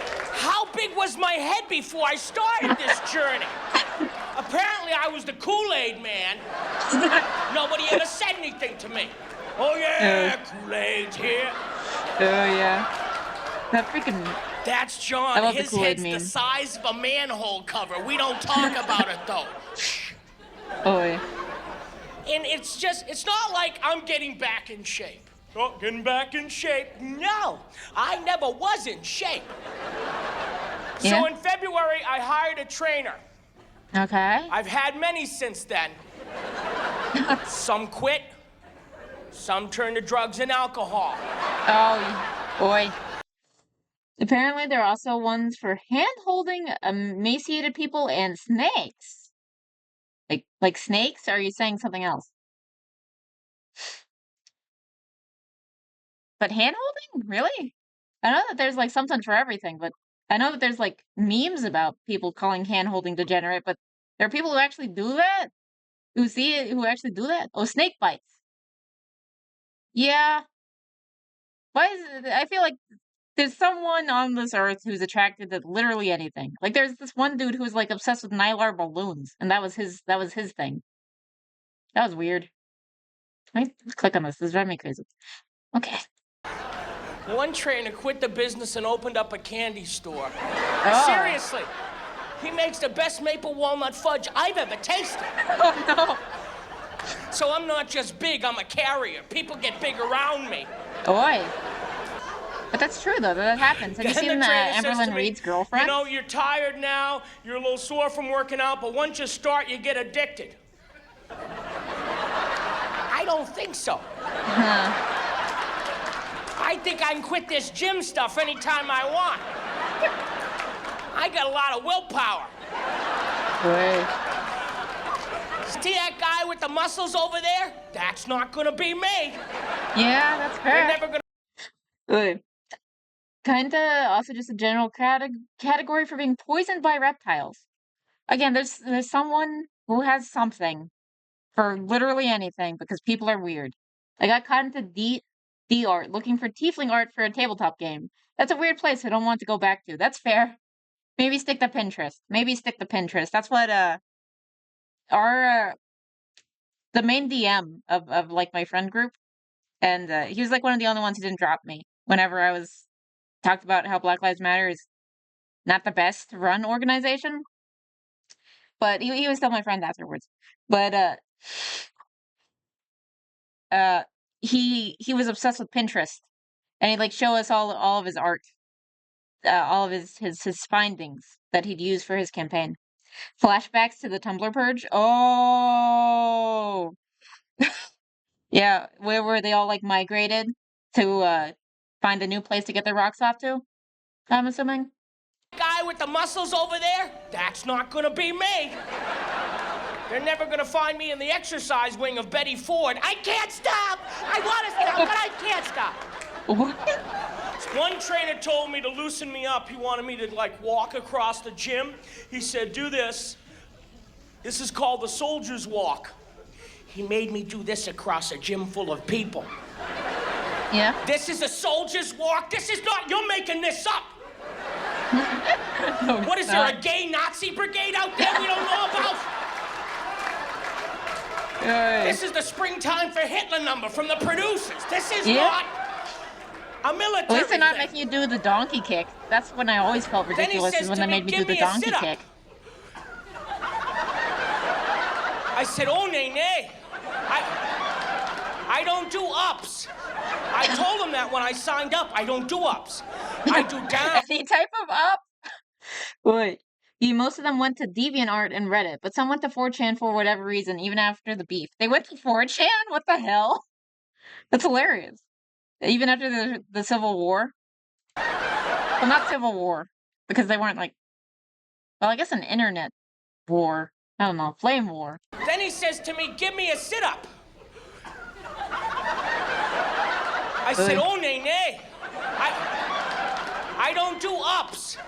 I told him that when I signed up. I don't do ups. I do downs. He's in fruit roll-ups, I bet. Oh, yeah, probably. Sit down, lay down. Blackjack, I'll double down. Give me a cheeseburger, I'll wolf it down. Oh, wait. Good. Put on a little music, I'll boogie down. Oh, good Lord. But I don't do ups. Ups defy gravity. Gravity is a law. I obey the law. So, I see people at the gym, and I just don't think healthy. I do this machine. Do you know this horrible machine? I don't know the name of it. I call it the horrible machine. Is it literally any of them, though? It looks like he's talking about the elliptical, though. He's done. Okay, Yule Spoon, your name implies grim things. You should avoid such hypocrisy. Oof. I started in February. I could do 5 minutes, but I would have to cry for 2.5 of those minutes. What? People don't want to see that at the gym. They complain. Take him off that machine. He's crying. Now I can do 45 minutes, and it's a real miracle. Nice. Yeah, and I'm a pleasure to be around, too. I see other people working out on the machines. They're thinking, what machine am I going to do next? Maybe I'll do weights. Elliptical? And I'm That's thinking what I'm if I assuming. do 45 minutes and live, I'm going to have raviolis and a nap. No. So the last 15 minutes is a chant. Raviolis and a nap. Raviolis and a nap. I'm like this on the machine. The trainer comes by and says, "I see you're sweating. That's great. You know, you're burning fat." Oh, He's good. a baby scaled up in I hope it's every a control axis. burn. That's what he does kind of look like, to be fair. If this baby goes up all at once, there's going to be a mushroom cloud over this gym. Oh, God. I've gone to nutritionist. It's tough to eat well on the road. There's a lot of late night eating. And I went to one nutritionist. I walk into his office. He says, "Well, the good news is you can have all the salads you want." That is good news. I was nervous. Technically, no. I came in here thinking, please, God, anything. Don't take away my salad. Here's the thing about salad, though. Salad is a trap because of the salad dressing. If you like dressing, then salad is a trap because generally people overdo it on the dressing. How will I live without mixed greens? You mean I can have all the radicchio I want? Stop, I'm getting a chubby. Boy. He wanted me to eat salad as the food. Yeah. Salad's not food. Salad comes with the food. You go out, you order a steak, what do? They bring you a salad. They don't even charge you for it because it ain't worth anything, because it ain't food. Yeah, that's fair. Salad is a promissory note that food will soon arrive. That's pretty good. No dressing salad. You can eat all you want? Probably. Yeah. I never learned to think of salad as food. If I see a salad, I go, something good is gonna happen soon. I'll wait right here. Yeah. And I've been on diets for over 20 years, off and on. Yeah. And every part of a diet has been salad, so I see a salad, and there's not a lot of joy there. I go, oh, good, a salad. What would you like on your salad? I mean, I prefer just the chicken broccoli rice shit. Haagen-Dazs. That's salad. Melt the Haagen-Dazs to look like ranch. Just do it. Or I could eat Hot Pockets and ramen and get big, but I have to control my impulses. Guess what? I do. Yeah. My nutritionist said, how about steamed vegetables? That's heated salad. I don't want that either. At least it tastes better than salad. I'm not a big salad person, but I will eat broccoli. That's basically the only vegetable I eat, though, is broccoli, and I have it, like, once every, 3 months. I'll have a piece of broccoli. Aside from spinach and collards, I'm with him on salad, yeah? One nutritionist recommended sushi. Sushi is high in protein. Creamed spinach is good? The only spinach I have is spinach quiche. Steamed broccoli is good. Yes, no, I like steamed broccoli. That's my jam. That's the only vegetable I eat. Low in calories. There are some wonderful Japanese dishes. Japanese food has great aesthetics, great presentation, but sushi, it's wrapped in seaweed. Now that's ocean salad. I'm not eating that. No. And you're not supposed to eat seaweed. I picked that out of the crack of my ass at the beach. I'm pretty sure you're not supposed to eat that. I think you do, though. I never went to the beach and went, hey, honey, we got sandwiches here. Hold on. Boy. I might be a very tall hobbit because I love to steam mushrooms and eat them with nothing else. It's fine. I know that some people really like mushrooms. But technically, those aren't vegetables. That's a fungus. It's a different thing. It's not a vegetable. It's a fungus. At the beach. I'm pretty sure you're not supposed to eat that. I never went to the beach and went, hey, honey, we got sandwiches here. Hold on. What are you getting pizza for? Oh, Lord. I hope that's not how it's harvested. Sumo wrestlers up and down the beach at Osaka. Oh. I'm a fool now. No. I'm coming in. Good Lord. I don't like that image. An herbalist. Nice lady. This herbalist lady, she said to me, are you a vegetarian? Not in the strictest definition. My little sister drinks mushroom drink and calls it coffee? Insanity. What is that? Like a weird tea? Or are you saying that she does... What type of mushrooms are we talking about here? You've been into Farmer Magoon's crop? What? Oh, yeah. Like, I'm trying to be a vegetarian. I thought the farmer's name was something else. I don't eat veal, but he grows up. It's like tea, okay. I'll kill him on the front lawn. Uh-oh. He's got to go. Actually, I don't eat veal because it gave me nightmares.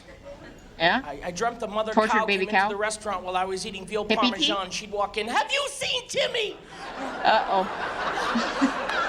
I'll help you look for him. Let me get a doggy bag. So, no veal. And I used to love lamb. Lamb chops, Yitos, my favorite. Oh, lamb.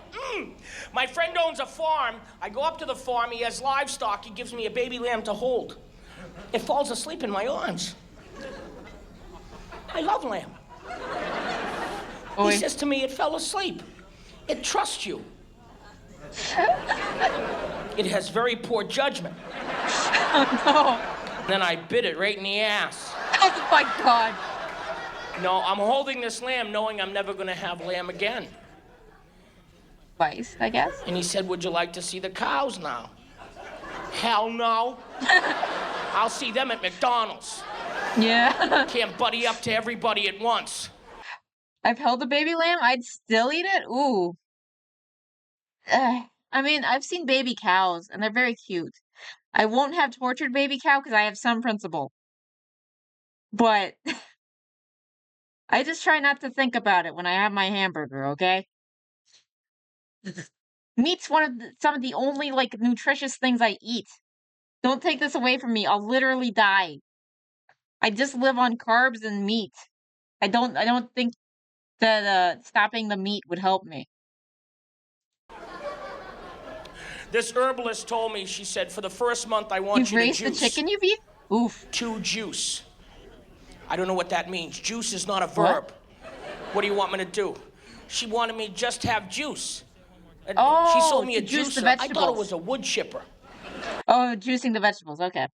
It's the circle of life, after all. Thanks, lamb chop. Oof. I mean, we were given dominion over the animals and plants, so we are allowed to eat them. It's just, with some types of food like veal, I feel like it's a little bit cruel in the way that we get it. Not sure if this makes me a potential future serial killer, but I would kill a lamb if it was the only way I could get lamb. If you're in a like a starving scenario, I don't blame you. But if you're just talking about like it's low in the stores and you just go and like shoot up all the lambs, that's weird. You can juice stuff I didn't know had juice in it. Yeah? And I didn't do well on just juice. Third day, I juiced a ham. I don't like no free-range animals being raised, though, yeah. Huh?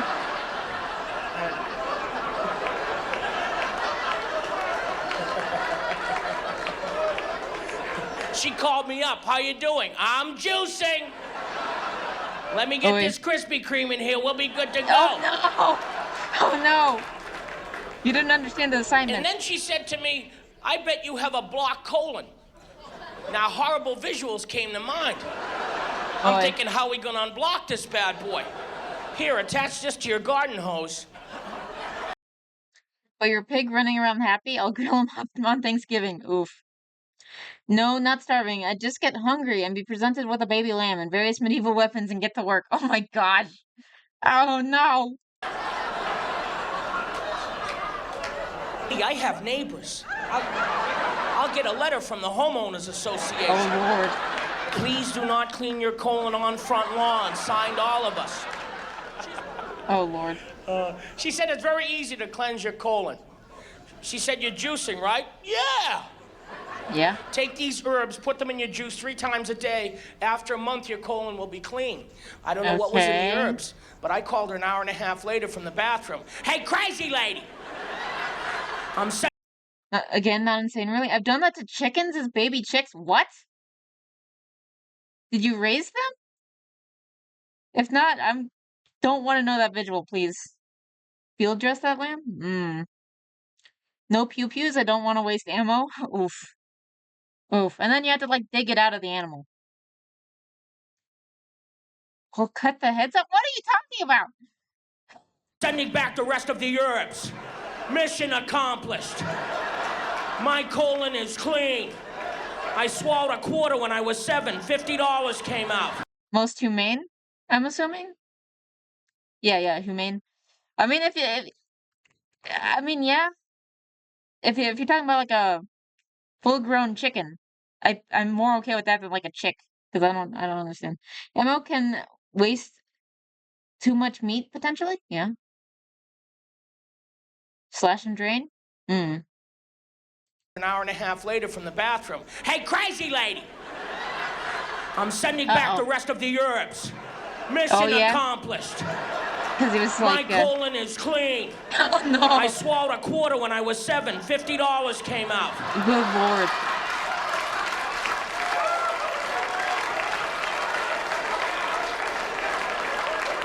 My ass hit the jackpot. Boy. When I walk, I whistle now. Oh, Lord. Sounds like I have Zamfir, master of the pan flute, in my ass. Boy. The Resident Evil version of the zombie apocalypse is coming, and I need to conserve my ammo for the protagonist. That's fair. My parents were angry because they thought I was stupid until they said I wanted chicken nuggets.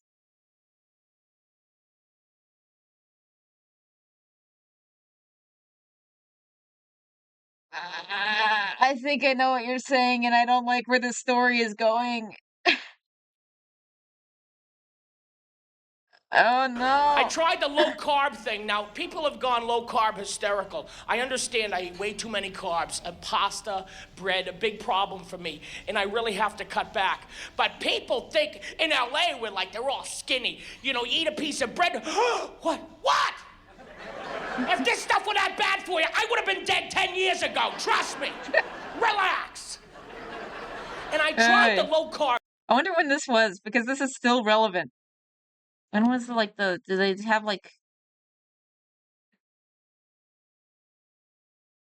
don't know when the special originally aired. Bread. Have you tried it? Also, holy crap. I remember now, I literally swallowed a quarter when I was 8. Unfortunately, only 25 cents came out, but in the form of 2 dimes and a nickel. What the? Oh my god. Oh my gosh, that's so stupid. And I tried the low-carb bread. Have you tried it? It's horrible. Yes, it is. I tasted it. I thought the wrapper was still. The quarter cleansing is true, though. Yeah. Oh, wow. On it. It's not like it went bad. It never went good. Yeah. They have, I can't believe it's not butter. They should call it, this ain't bread. Yeah. Because it looks like bread, but it has no other properties of bread. I said, you know what? Low-carb protein bread is the worst? Yeah. Yeah, no, I feel like there's decent ways to have, like, the low-carb bread, but most of it kind of sucks ass. I'll butter it. That'll make it better. Butter won't go on it. It slides right off. The butter's like, where you putting me? Jam and jelly beads up and falls off it. Did they Scotch guard this at the factory? Boy. You know what I'll do? It's okay. I'll toast it. I'll make a sandwich. I'll toast it. It's better when you toast it. It doesn't toast. You can't toast it. I'm out in the garage with a blowtorch. Yeah, at that point, just eat the tuna fish. That would be better than the pathetic attempt at bread that is not bread. It's absorbing the heat like a space shuttle tire. How does this break down in your system if you can't toast it? Yeah, that's They're a good gonna question. take me up in 5,000 years ago. Oh. He was on that low-carb thing. See that disc? We've seen a lot of these. Boy. The Atkins diet, I mean, there's some people that have had a lot of success with the Atkins diet. It just didn't work for me. They said, after a week, you won't have any carb cravings. No. Doubt. I was hallucinating after a week. Oi. Every time the doorbell rang, I thought it was Pizza Hut coming to save my ass. Is that them? Is it? Maybe controversial take. If it's Pizza Hut, is that really saving you? I feel like almost any other pizza place is better than Pizza Hut. Maybe it's just my experience with Pizza Hut, but I have not had a positive experience with Pizza Hut. I had carb cravings. When you drive by a bakery and you jump out of a moving vehicle, that's called a craving. And I had horrible nightmares. I dreamt Dr. Phil was outside my house. Okay. John, come out here and exercise. You can't be big if your lifestyle won't allow it. Huh. Get off my lawn! John, come out here and talk to me, because it's not what you're eating, it's what's eating you. I'm calling the cops. Boy. You can't like Papa John's over Pizza Hut, please? I do, though. I unironically do. There's like, I don't know. Maybe it's because my uncle died to Pizza Hut. My uncle died to Pizza Hut. Like, I'm not even kidding, though. He was a Pizza Hut delivery driver, and then an old man ran him over when he was trying to get the order.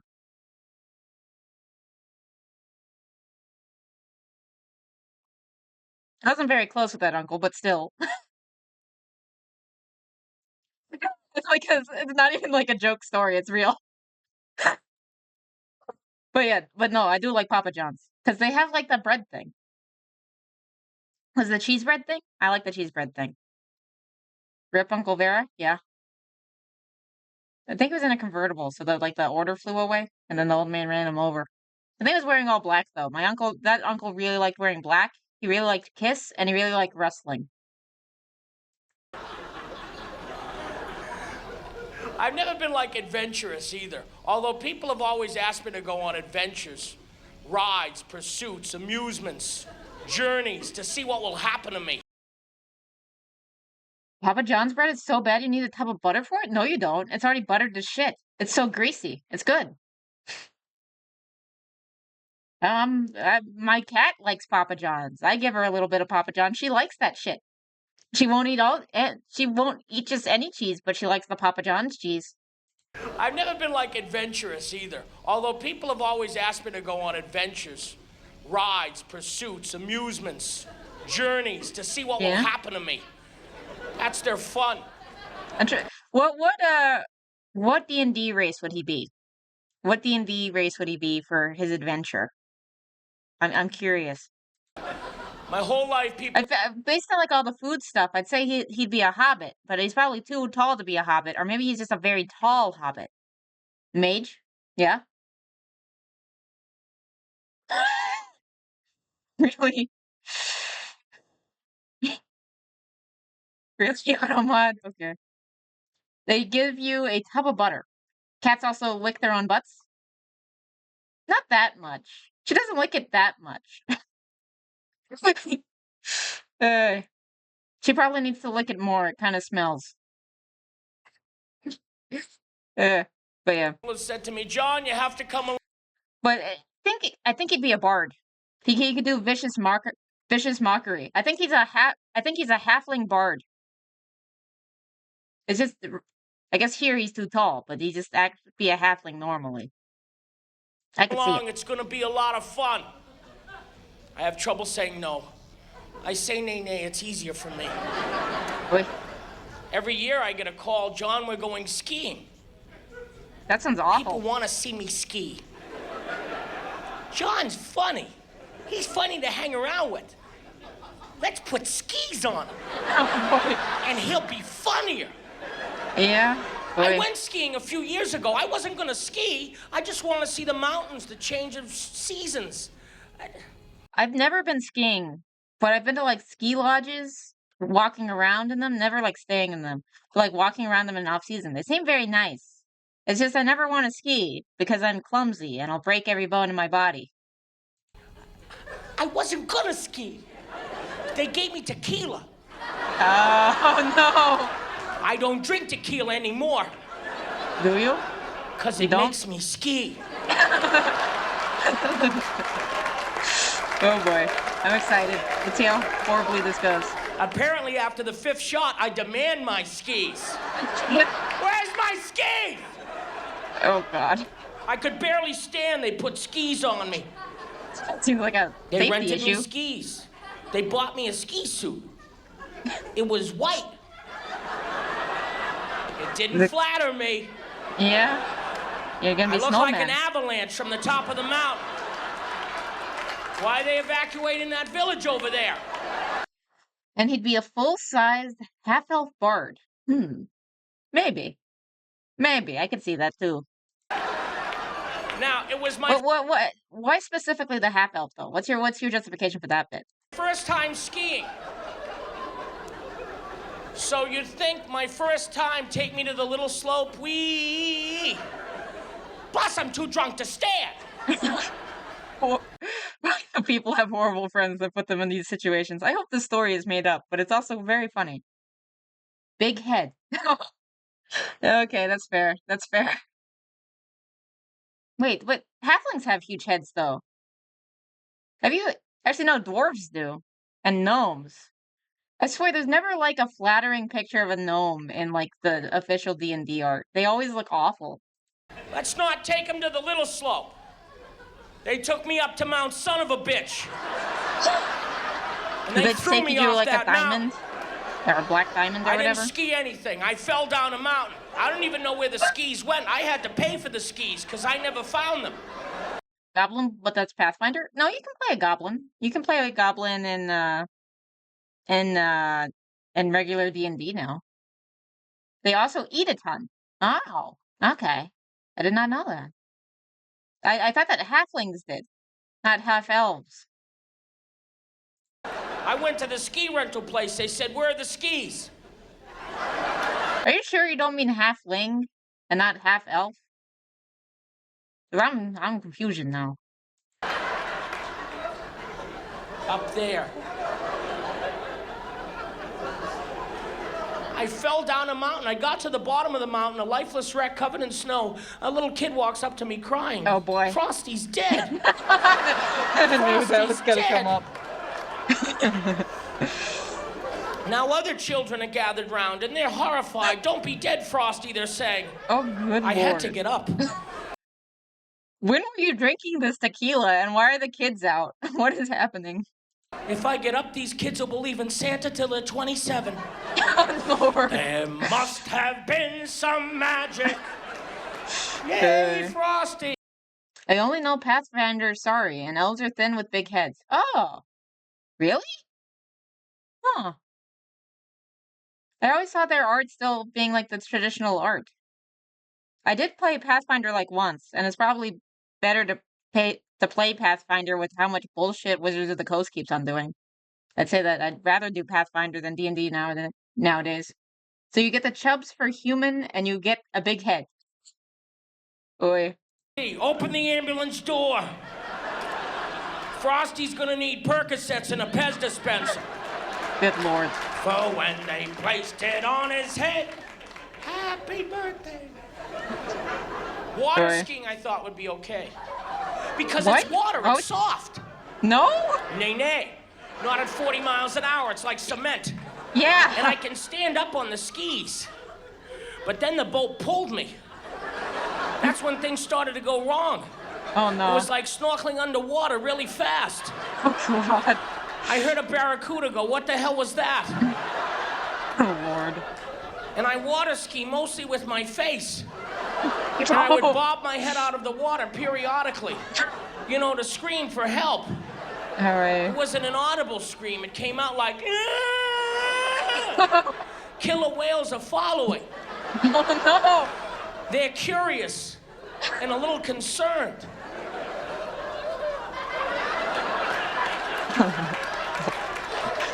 Oh, yeah. Well, everybody's here. Who's that? No, I knew it. He doesn't look like us, but he sure sounds like us in pain. No. Let him go. He's just a baby.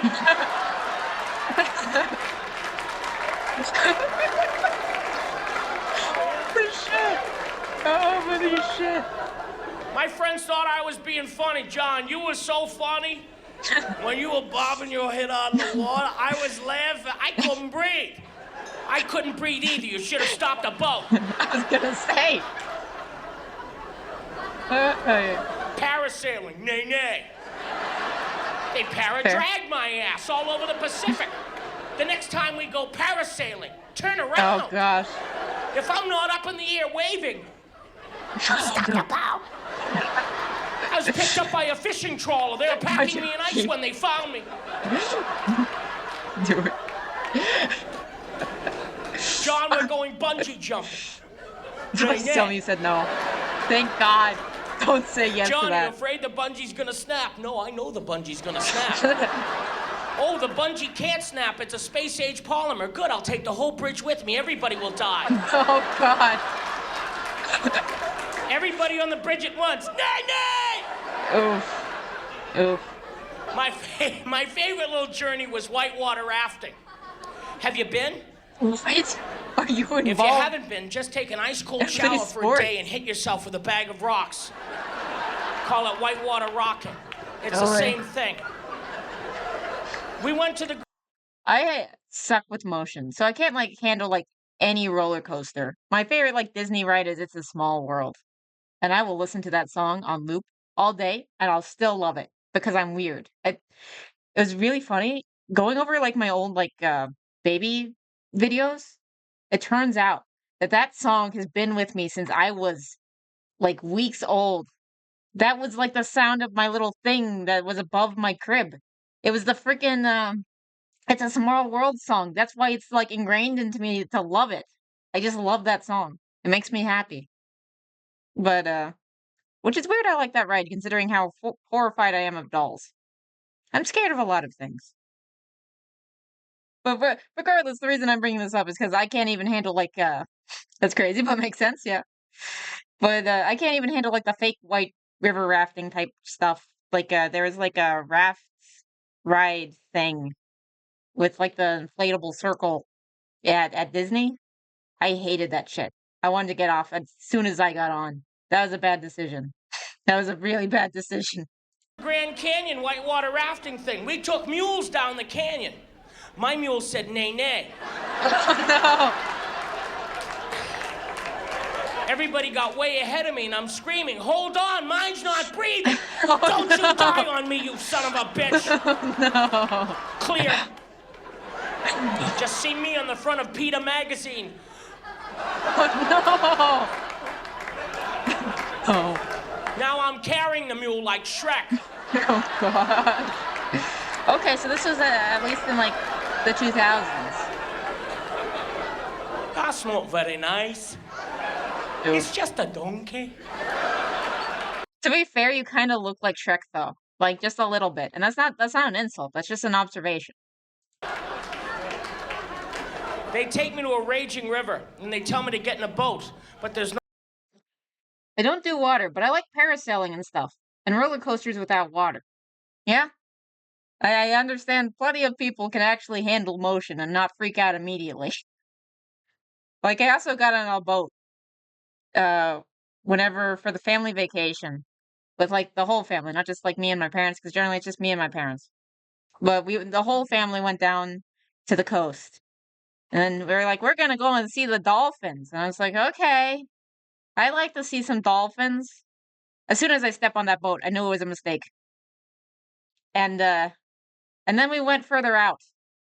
And the waves got worse. And I was so, like, uncomfortable and kind of seasick, and I was crying. And my mom was just talking about, like, the musical we were gonna see in a few weeks to make me feel better. And we'd planned a whole event around it while my cousins are like, oh, look at the dolphins. And I couldn't see the dolphins because I was hiding in the boat, trying not to look at the waves that would make me feel more sick. But it's fine. In the end, my cousins got sick, and I wasn't crying anymore. Went to Lake Havasu, and I had all the life jackets on because I know a kraken is showing up. Yeah, no, that's fair. That's fair. Not sure if a kraken. Perhaps a lake monster of some kind, but I feel like a kraken needs more space. It needs the ocean. There's not a boat there. It's just a rubber thingy. When the boat would sink, they would put one of these out until a real boat came and got you. Yeah? If it doesn't have a buffet in a casino, it ain't seaworthy. People did this with such joy, and it was dangerous. Nobody cared but me. One guy flies out of the boat. It's a lot of fun! We drag him back in, and he's hit his head. He's still happy. Just see that, huh? Yeah. That's what the kraken wants us to think? Maybe. It's all a trap.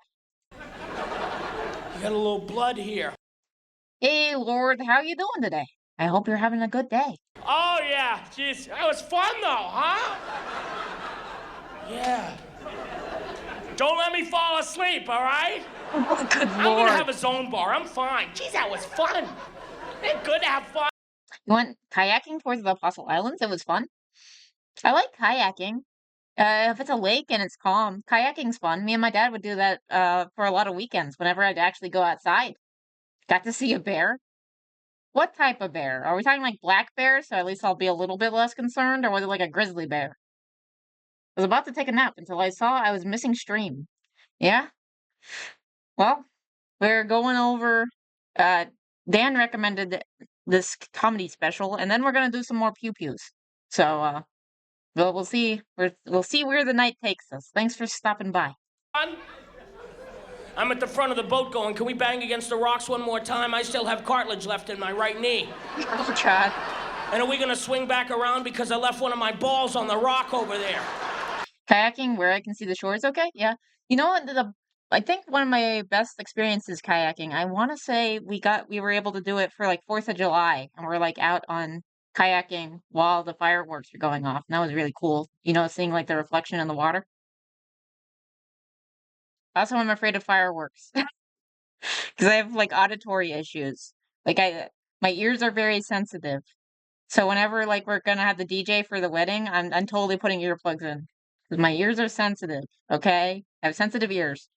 But I'm also afraid of fireworks. And I guess going back to the Disney thing, I would flee from the Disney fireworks. My poor parents would have to like come up with escape routes for when it was time for the fireworks so that we could still like see them, but like I wouldn't be like horrified of the sounds anymore.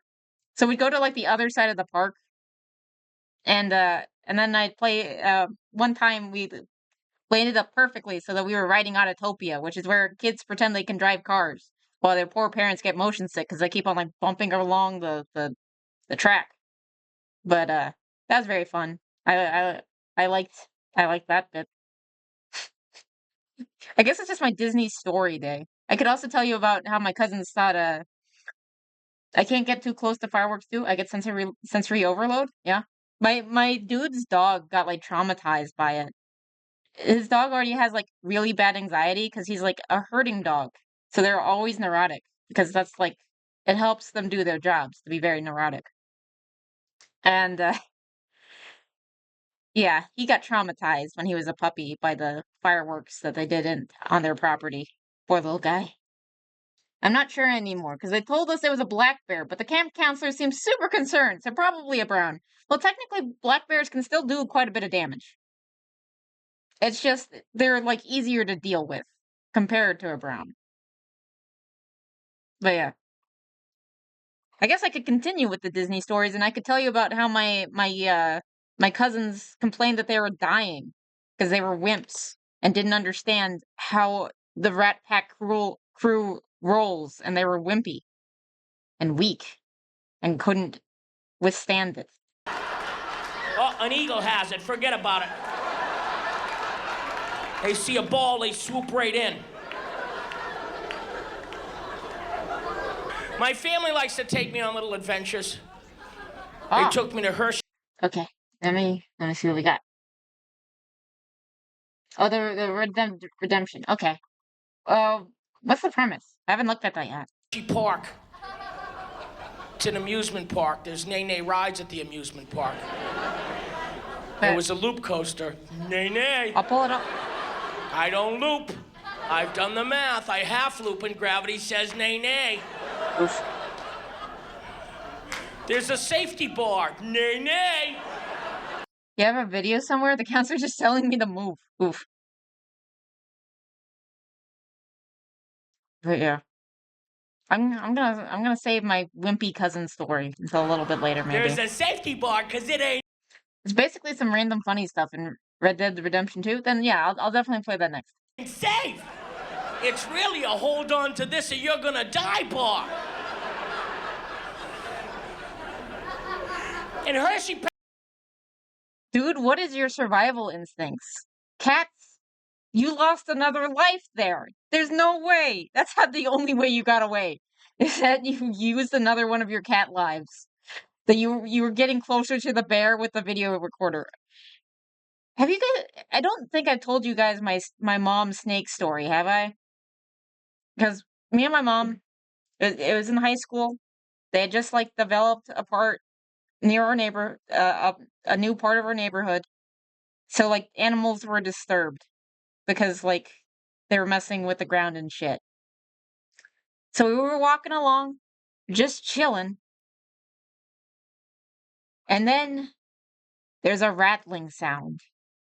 And we look, and we see in a bush, there's a curled up snake with a little rattler going rattle, rattle, rattle. And I'm like, okay, time to leave.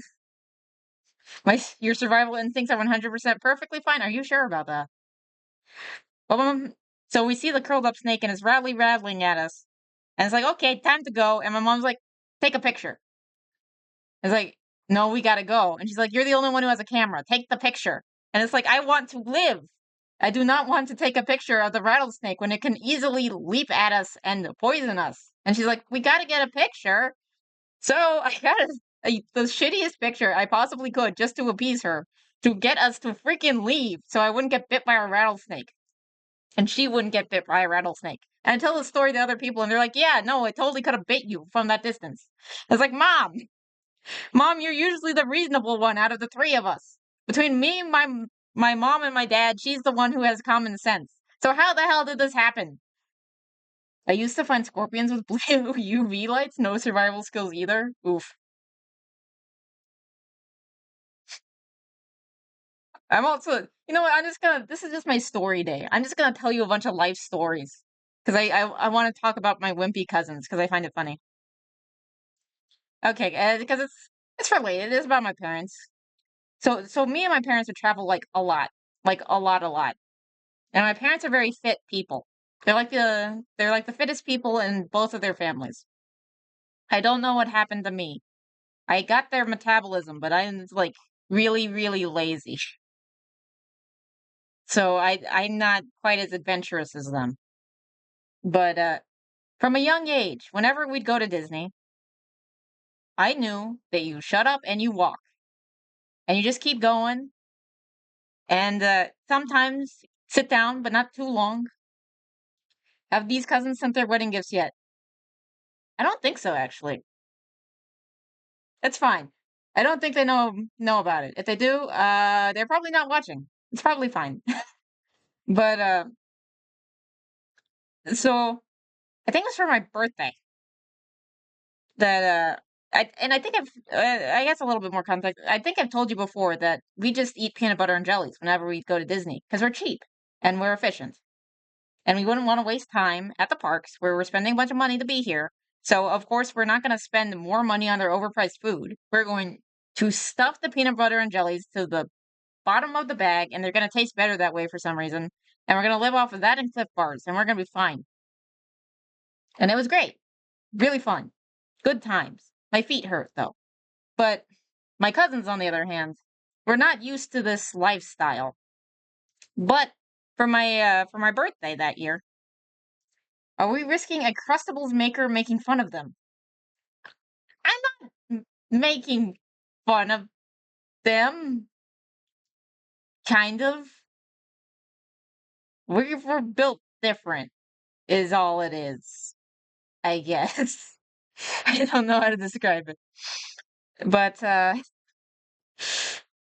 so for my birthday, my parents got roped into taking everyone to Disney. So, the whole time, they were complaining about how they were dying. Even though my parents gave them like $50 a day for food. But they were starving. They were starving all the time. And they're like, we're walking too much. Rat Dad, why are you making us walk so much? Rat Dad, can we eat again? It's like, you have money, go buy the food. Just go and eat the food if you don't want to do it. And apparently they went back to their parents, where they were allowed to take plenty of breaks. And and again, they were given money for food. And they went back to their parents, talking about how my parents were, like, killing them. And, like, not feeding them. And it's, like, ridiculous. It's very funny situation. But the funny thing is, my oldest cousin, though, was the one who was most into it. And he was actually a trooper. He had, like, more health issues than everyone else. But he was a freaking trooper, and he had a great time. And him and my dad go on adventures a lot. So that was fun. $50 is a water and a pretzel at Disney. This was like $50 a while ago, but still. I guess so. It might have been more than $50. That was $50 each. It's $50 per person. I think they could feed themselves on that. Pennsylvania, they're running around on the rides. They found me in the gift shop. I thought I was in Willy Wonka's factory. Story, right? Come with me and you'll see a world of sheer imagination. You eat a half a case of Reese's, you will see Uncle Lumpus. Nice. My nieces and nephews took me to a water park. Oh, I thought that Lord. would be okay. It's just water. I love to swim, but there were horrible nay rides. There was a giant slide. It was 20 stories high. No elevator. You have to walk. Which pissed me off. It's $35 to get in. Build an elevator. You should carry me up there. I'm in flip-flops and a Speedo, and I'm walking up this thing. Why are you in a Speedo?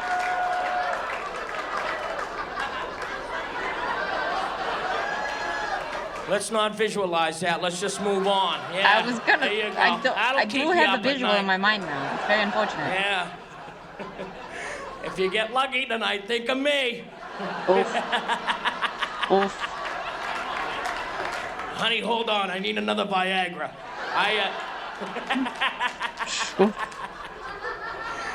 And you walk up this slide, and people yell at you if you don't walk fast enough. Yeah. I'm in no mood for that. Listen, I will fart and you will disintegrate before you hit the ground. Do I look happy up here? I get to the top of the slide, and it's not a slide, and I have slid. When you slide, you go wee. This is not what happened. I went, that's not a slide, that's a drop. At no point did my ass touch slide. If you reach around and your ass is not touching slide, that's a free fall. You need a parachute or you're gonna die. I'm falling, I see my family walking up. It's not a slide! And I hit the water. Oh God, those people shouldn't have been there. No. I pop out of the water, I hear, where's my baby? Where's my baby? No. Like I need this on my vacation. Oh God, The next it's like that ride is called Farside a giant Chihuahua. tube. No, it's a medium tube at best. And I found out when I get nervous, I swell. You see people come out of the tubes, they plop ever so gently. Ooh, plop, wee. This is not what happened to me. I built up pressure. I shot across the pool. You know, like in Free Willy, where Willie jumps over the kid? I cleared 7 kids. There were some tourists here from Japan. God bless them, I made their vacation. They thought it was a show. Oh, he's like a free weary. No boys.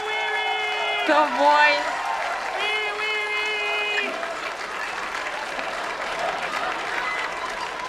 Oh, they were very nice, but all afternoon. You take another picture. Do again. Put my son on your back. Yoshi, get on the free weary. No. One more picture, and then I gotta go. No. God. I have video of it. I'm flying across the pool. I dubbed the soundtrack from Free Willy into it. So you see me flying, you hear that Michael Jackson song from the movie? Hold me like the river Jordan, and I will then settle. Why is it good? You are my friend. Why is his impression good, though? That's just very impressive.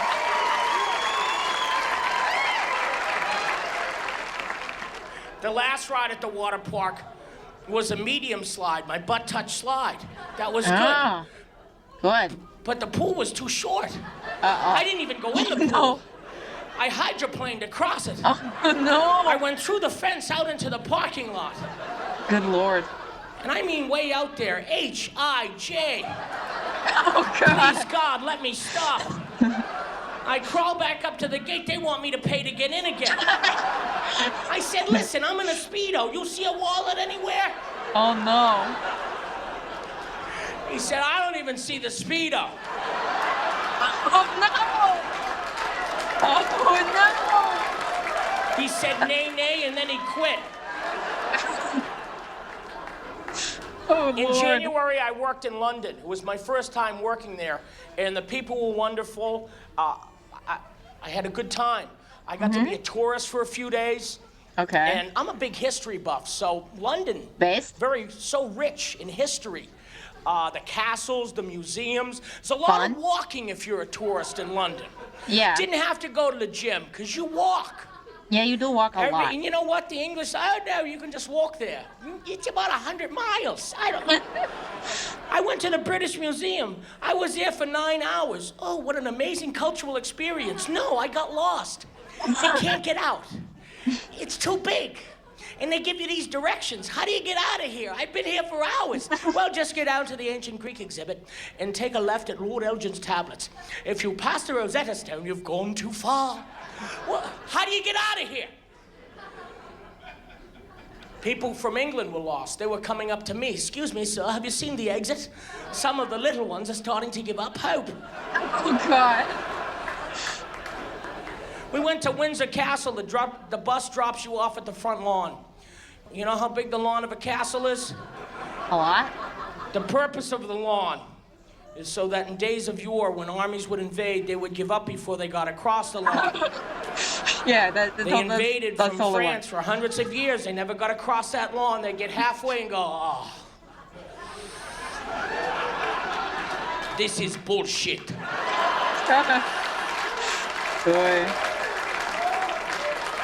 I can't even see the castle from here. I'm going back to Calais. When I went to England, I was told that the food was not that good. I know I talk a lot about food in my act, but I also realize that it's not everything in life. The food's not good, that's okay. I'll have a great time anyways. That being you're said, in the UK. I mean, there was a few problems with the food. First of all, it's the UK. England's expensive. It makes Disney World look like a non-profit organization. Holy shit, really? I went over there with some other comics, and we went to dinner to a nice restaurant. The bill was $700. That check comes to the table. My friends become astronomers.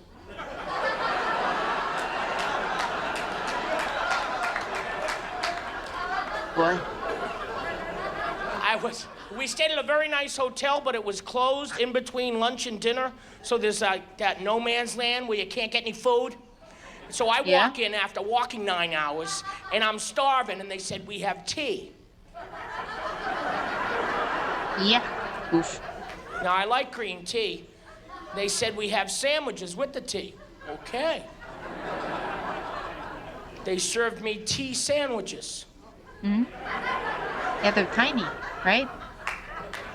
Somebody already ate most of mine. Yeah? And this one just has cucumber in it. That's pickle. That comes on the... I don't mean to insult this man, but his face kind of reminds me of Jim Sterling. I like this guy a lot more than Jim Sterling, but his face kind of reminds me of him. Side of the sandwich. Take this back and put a sandwich in it. Yeah? Just have a lot of them. Then they bring me a scone thingy. And it was good. Put jelly and butter on it. Bring 37 of these. You don't eat much around here, do you? Tea. I thought breakfast would be okay. I ordered oatmeal. They said, we don't have oatmeal, we do have porridge. Porridge? Mm. Have you tried porridge? No. That's what they used to give out in the Charles Dickens workhouses. Please, sir, I want some more. I thought that was coming. Porridge, that was Goldilocks and the Three Bears porridge. Remember Goldilocks said, hot or cold, I ain't eating this shit? Yeah. I didn't like the porridge. Some people love it, and that's okay. I ordered a bacon and egg sandwich. Sounds okay, right? But the bacon in England, it's all wrong. Now, is it like Canadian where it's cursed? I think you know I know bacon. It was about this thick and it wasn't cooked properly. When I look at something and go, you know what? That's not healthy. You can take that to the bank. So I wouldn't eat the bacon and egg sandwich. I ate the side dish with it. A side dish in the morning for breakfast. Hash browns, home fries, perhaps fresh fruit. Nay. They give you beans in the morning in England. Oh, good. Let's start me off in the morning. What is with England Empty and stomach, beans? cup of black coffee and some beans. Like, I've seen a lot of cooking with K. God help me.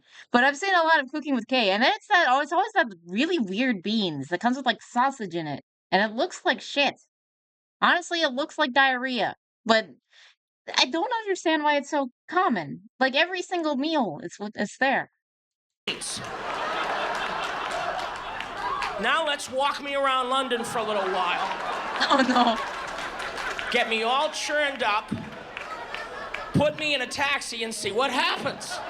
Oh. I blew the doors off a taxi. Oh no.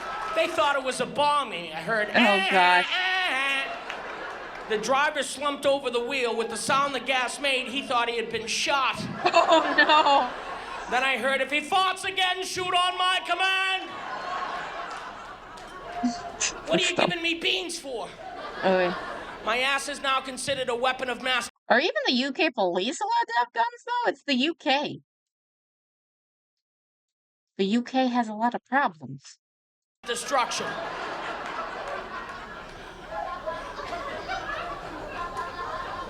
Later, after the bean incident, we had Indian food.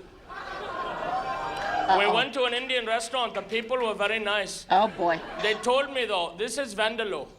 I do not think you know what it is. It is not like tandoori. Tandoori is mild, but this is much hotter than I think that you probably... Oh, no! Their SWAT equivalent have guns. Well, at least someone does. At least someone in Britain has freaking guns. The curry chicken ran through me like a bullet train. Good lord. I wasn't at the table 5 minutes. Where's the bathroom? Way over there, huh? Here's my credit card. I'm gonna be a while. I don't think I can pucker my butt cheeks together any more than this. Oh, God. John, are you okay? Don't touch me! Oh, don't touch me! Please do not let me go in this lobby. I will get a call from the American Embassy. Oh, no. Mr. Panett, you do know these people are our allies. What are they giving me the Indian phone for?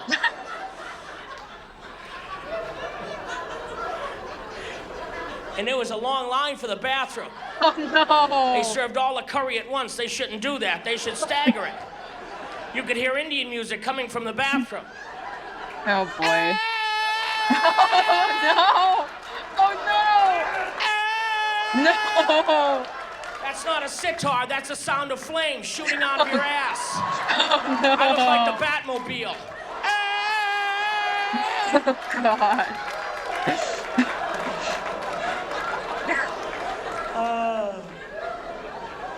Moving on to France. I worked in France about 5 years ago. I did a movie there. Panette is actually a French name. Really? My ancestry is French and Irish. My stomach is Italian.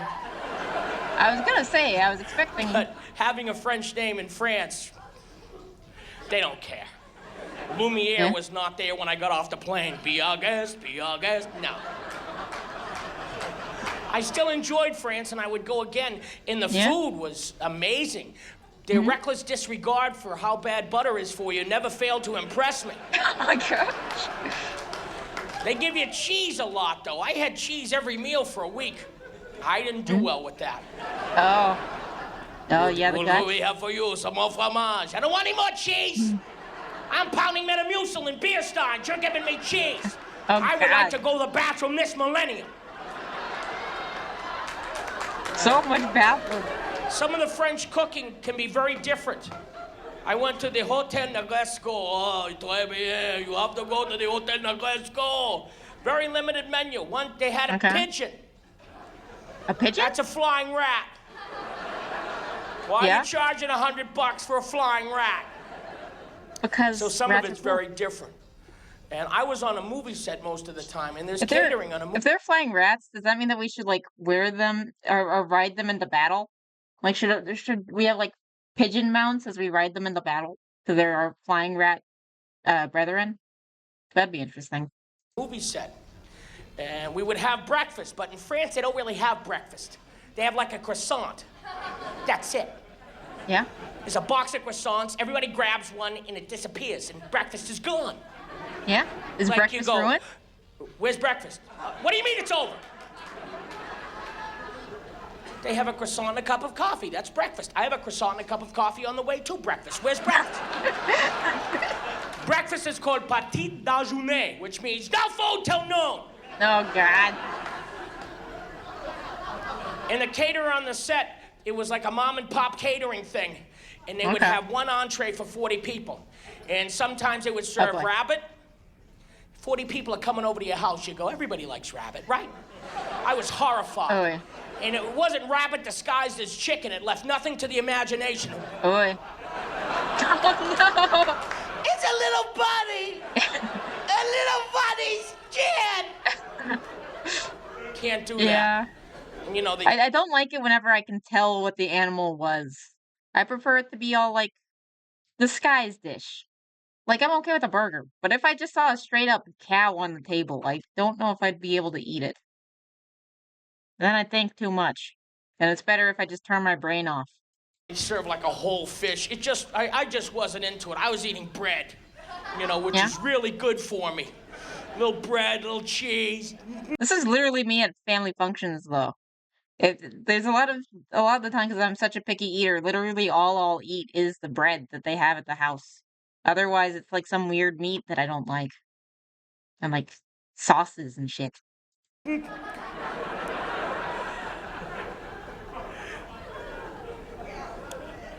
We would go out on the weekends, and we went on a wine tasting. Okay. And I went with a French crew, and I went with an attitude. You know, I drink tequila. These people can drink wine for 12 hours and drive a school bus. After the second hour, the subtle differences in the wine started to elude me.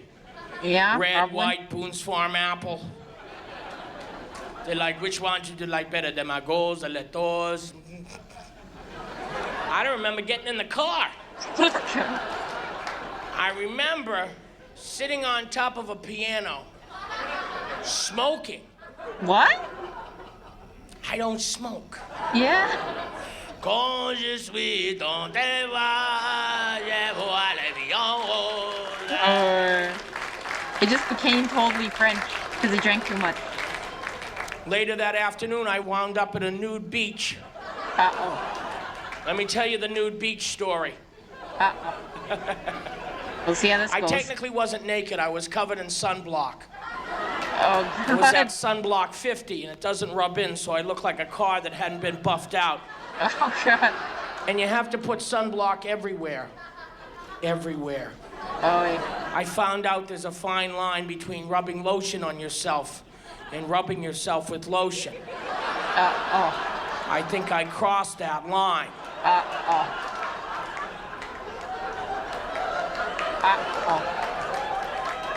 We're in the south of France, and on the weekends we had off, as I said. So we go to an Italian restaurant in the south of France, and I love Italian food. For 3 weeks I've been saying, we have to go to Italian food. Finally, we go to an Italian restaurant. Yeah? And somebody that's been there for 3 weeks listening to me, oh, I love Italian food, it's my favorite, says, next week we should go to Italy. Well, we're working, we can't. We don't have time to fly to Italy. Oh, no, it's a 45-minute drive from here. I know. Oh, it is! Yeah, no, it's weird, get right? The car. Like, that's so weird. Like, I went to Europe once. And that was such a weird experience, was how, like, close the countries are, that they're basically states. Because they're so tiny compared to, like, the U.S. It's kind of funky to think about. But yeah. 45-minute drive. We're down the street from the motherland. Yeah. Closer than like from some cities in Texas.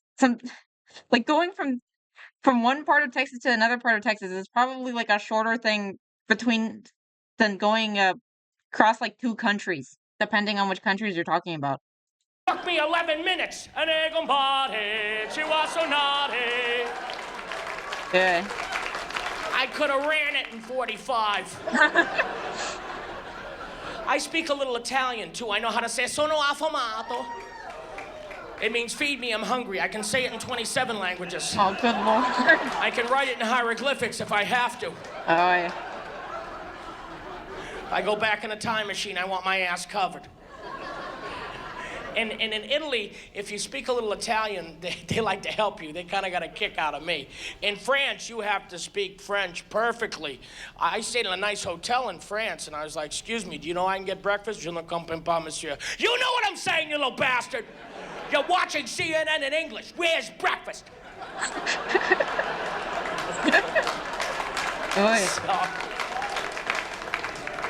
So we went to this little restaurant, and the waiter was the owner. His name was Luigi. And he got a kick out of me saying, sono affamato. Hey, look at you, huh? Son of a bitch, he's a sono affamato. Giuseppe, come in here. Of course it's Giuseppe. Say it. Sono affamato. Hey, look at you, huh? We're gonna feed you, you're gonna explode all over the wall. Oh, God. And speaking of fetishes. You know what else I could say? I could say I'm dying of hunger. They love that. Giuseppe, morto de fame. Oh, God. Oh, God. I'm a morto de fame. Oh, God. I don't want his mother to see him like this. Morto de fame. Oh, God. He said, I don't think you're a morto de fame. There's no such thing as an all-you-can-eat buffet in Italy. That's just the way it is. I mean, I asked him if we could order. He said, no, you're not going to order yet. First, we bring out some food. Go back to France and pack my stuff. I thought he was going to bring out an antipasto, a nice, classy thing to do. He brought out antipasto, fried calamari, potato and gnocchi, pollo voltastano, eggplant mayonnaise. Then he says, now we come, we take your order. You're not scaring me! My dad literally can't go to all-you-can-eat buffets because he'll get himself sick because he doesn't stop. He just keeps going. I feel like that's just my dad. Like, you can't stop him. That Pokemon Go, he'll just keep going. He goes all around. He's level 50 on like 3 Pokemon Go accounts. He's traveled like all across the country just to run. It's kind of crazy. But he also has he eats a lot. And he doesn't know when to stop. But then he gets sick afterwards. It's like, why did you let me eat 20 things of chips? And it's like, why did you eat 20 things of chips? We didn't put them in your mouth. Well, one time we went to a Mexican restaurant, and the waitress came over, and like most of us had like eaten what we wanted of the food, and she came over and to my dad and or to all of us, and it's like, oh, can I take these plates? And then we look at my dad. It's like, oh, do you want anything? And he starts like taking all the leftover food from all the plates, and he puts them all on his plate.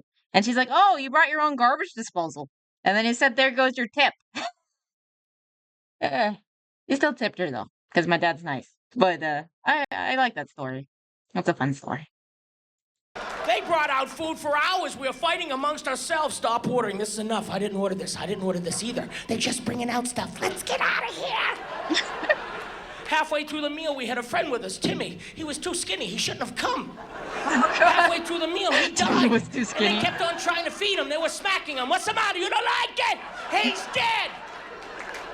Pass that over here. Poor Timmy. The third hour, you know how when you're full, you unbuckle your pants a little bit? Mine went down around my ankles. Oh, and they were coming with more food. And I'm trying to get out of there. I'm running out in the street with my pants down. Oh, God. I love this visual. I'll get a little exercise and I'll be back for dinner. Because it was awesome. I like cruises for a vacation. Yeah. I was on a cruise in June, and the cruise stopped in Jamaica. Wow, this should be interesting. Yeah. You're a good laugher, crazy lady. Good. She's had some laughs that were good, but some of them were like, I'm gonna kill you.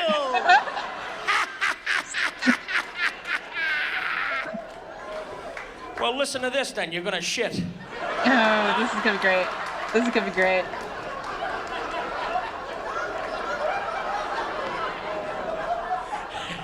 Have you been to Jamaica? Yeah. In Jamaica, a Jamaican gentleman came up to me and said, hey man, you want some spleef? No, I can't smoke pot. If I smoke pot, I'll eat this island. I'm not talking about hitting a buffet or two. The island will be gone. I'll be something of folklore. I remember it came out of the jungle. The great Lord. beast. I knew by the stone look in his eyes that everything wasn't going to be Irie. Lord. He was a buffalo eater. Good Lord. No buffet, no cry. No Good buffet, Lord. no cry. Oh my God. I was on a cruise, and I had to meet the cruise ship halfway. I perform on cruises sometimes. I really enjoy it. And yeah, I do. It's a floating buffet. Yeah, that's fair. So I had to meet a cruise ship in Cozumel, Mexico. Now, Cozumel is beautiful, but it's difficult to get to. I had to fly from Vegas to Cancun, Cancun to Cozumel. You can go two ways. You can go across water on a ferry. Now, that's different, a ferry. I looked at the ferry, though, and it's a nay-nay ferry. It's one of those ferries that tips over once a month. Everybody dies. Yeah? These ferries tip over all over the world. You know what it is? They fit 50 people. They put 400 on it. It tips over, and they're shocked. What happened? There's going to be an investigation. You put 400 people on it for. Yeah. Don't you have a clicker? $49.50. Wait for the next ferry, please. Yeah. Safety so the only equivalents way for me or to get to safety Cozumel guidelines are from Cancun was to take a They're not, commuter like, airline. super strict, Air right? Cozumel. Flying's part of my job. It doesn't bother me. But little propellers on a plane, like World War II, they ask you how much you weigh. If it's that close, I ain't going. And it's nobody's business. I said about 180, I'm not sure. Oh, good Lord. Well, one lady freaks out. Dios mío, el gordo es muy loco. And she runs. Good, more room for me, crazy lady. I understand it's really hard to work in the travel industry, especially in this day and age. And comics make fun and bitch about flying. But I think, you know, I know that people work hard. The thing is working. And I try to be kind and gracious when I fly. Also, thank you, Gamma. I appreciate it. And you're finally saved from the ads. I'm sorry about the ads. I'm in this chair, and I'm not too big. The plane's too small. And I'm not a happy man. I've lost my cherub-like demeanor. The gentleman next to me, I'm in his lap. He's on his cell phone. Hello, mijo. I don't think I'm gonna make it. Oh, there is a big guy next to me, and I can't feel my leg. So I try to move, because I don't want to kill this guy. His son will avenge him. I'll be at baggage claim and hear, hello, my name is Anil Montoya. You killed my father. Yes. Prepare to die. Yes. That's like one of the best movies ever. It's so quotable. The flight attendant comes by and says, fasten your seatbelt. Why?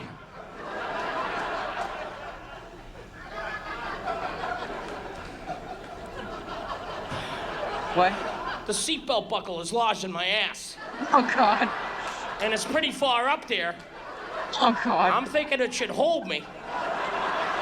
You know, like a tail hook on an aircraft carrier. Oh, God. I might have shot out, but I would have sprung right back again. Oh. Then the flight attendant comes by again and says, excuse me, sir, you're in an emergency exit. Can you get that door open? Oh, boy. What do you mean, if the plane crashes, will I open the door? Nay, nay, I'm gonna go through the door. My door's gonna be this big. Everybody's gonna wanna go out through my door. And I'll be fast. You'll think a gazelle is loose on the runway.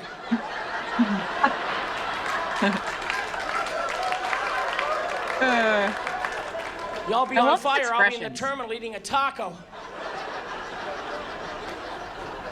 I was on that plane. I don't remember much. I smelled smoke, and now I'm eating a taco.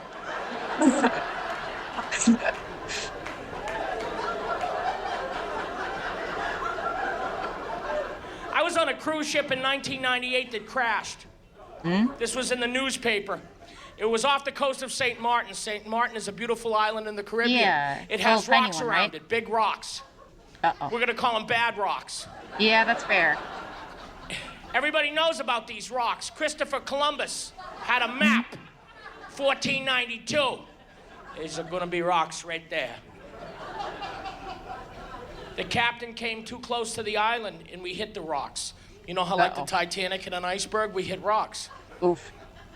Well, why is he hitting rocks? Don't you have a rock finder thingy in the steering room? Shouldn't something flash? Rocks, rocks, rocks! My friend has a bass boat, he never hit a rock. The Titanic, I can understand, no technology. Some Irish sailor in front going, I can't say shite. It's just a lot of white is all it has. It's 1:30 in the morning, so I'm at the blackjack table. All of a sudden, I start to go like this. And I said, not screaming or anything, hey, you know, we're sinking. Super calm about it. Can I get a shot of tequila over here? That's fair, actually. And everybody got mad at me. They're like, oh, you're trying to scare us. What, did I walk in here like this? Oh, blackjack and sanctuary. Then the captain comes on, and the captain is a Norwegian gentleman.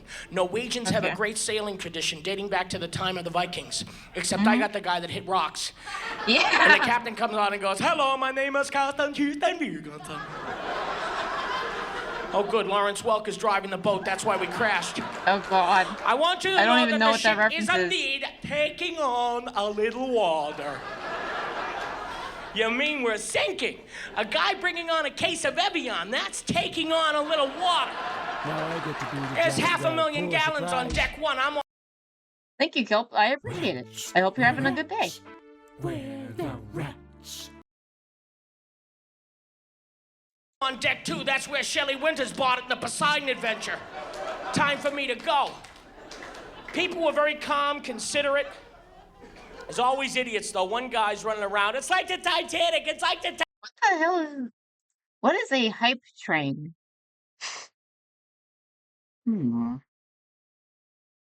What is this? Interesting. I know nothing. Titanic, we're in the Caribbean. The water's 85 degrees. Jump on my back, I'll take you to Miami. Oh boy. Not again. The thing that goes up with more subs and bits. Oh, that's cool. Did I hear that bits are actually, like, bad right now or something? Like, people are getting banned for bits? Which, well, it's funny because it rhymes. I think apparently it's very dangerous. John's in trouble again. Those cruise ships, the buffets, though, I don't diet on a cruise ship. Why make yourself miserable? The first time I broke a diet to go on a cruise ship, I was all, don't cry for me, buffet people. The truth is I never left you through all. Why are you, like, actually good at singing, though? Maybe I'm just, like, have low standards, but I swear he's, like, actually decent. My dieting, my fat resistance, I kept my promise. That's so good. Don't cry for me, buffet people. Your fears, they are not valid. If you are skinny, save the salad. Thank you.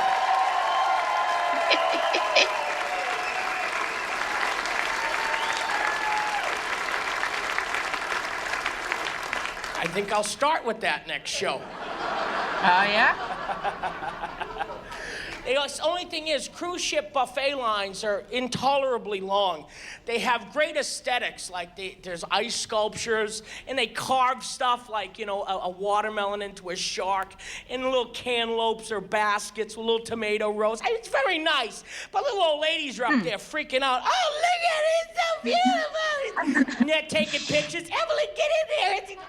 And it's a buffet line, and I'm at the end of the line. I don't want to be rude.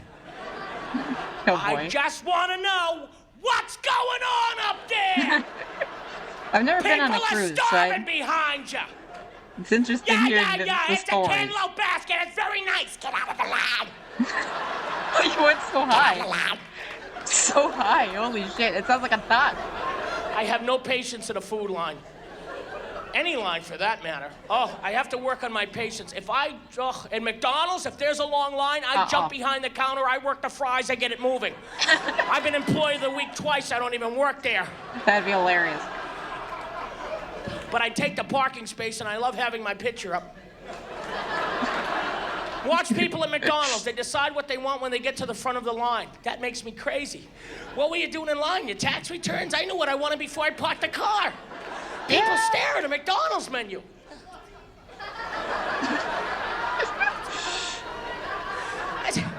It's McDonald's. It's the same stuff since you were 6 years old. Ask me anything left to right. He used to be on Broadway, which is why he sings decently well. Oh. Do you know, like, which roles he was known for? I'm curious. Like, I'm a little bit of a musical person. I know quite a few musicals. But I'd be curious if I knew any of the ones that he was in. Right to left. What do you want to know? Get out of the line!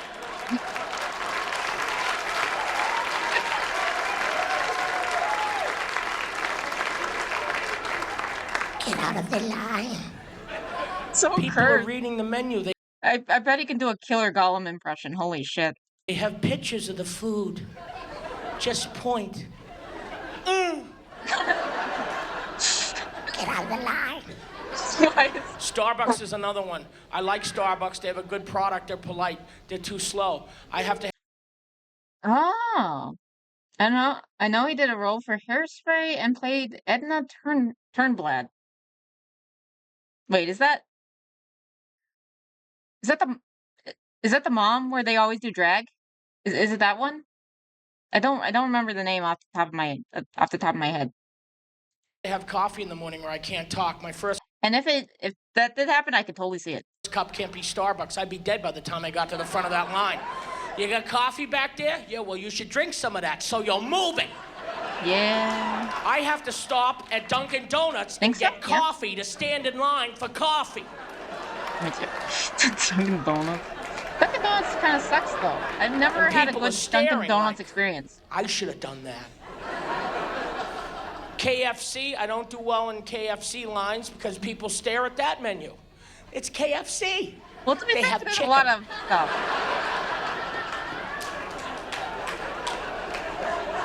You know what else they got? They got chicken. Okay, yeah, no, I checked. Okay, it is the one where they do drag. That's cool. And I can totally see it. You want chicken or chicken? Get out of the line.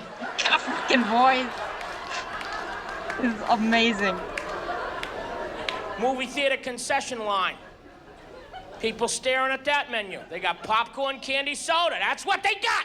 What are you looking for? Buffalo wings, prime rib? They don't got that. Get out of the line. Am I the only person in this line that has a movie to catch? That's what I... It sounds like a murderous version of the Lollipop Guild from Wizard of Oz. would like to know. The supermarket I don't do well either. Oh, good, she has coupons. You bitch. I do hate that, like, the coupon stuff, like the super coupon people. They ruined it for everybody. Now you can't get good coupons that you can, like, stack on top of other coupons because they figured out, oh, we gotta, like, plug up these loopholes because people are actually doing well, which is disappointing.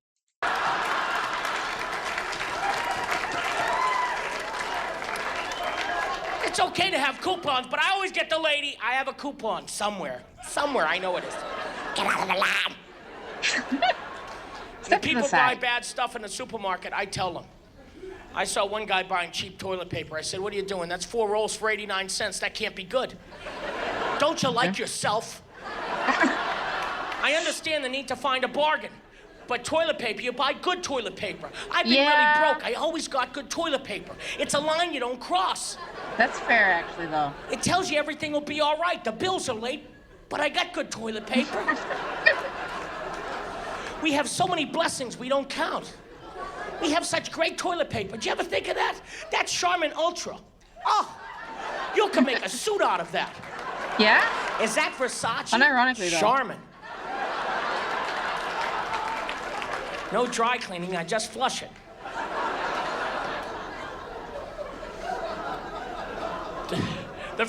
I'm such a cheapskate. If it wasn't for the fact that I was using, like, a family member's dress, maybe I could have made a dress out of toilet paper.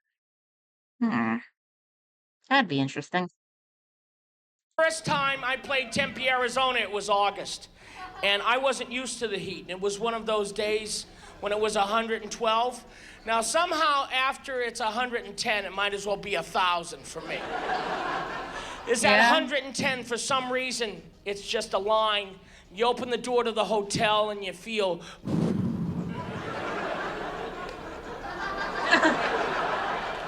And I go out and they're picking me up for the show, and it's like walking underwater. And the valet has a mist system because people die before their car comes. Here's your car. Oh.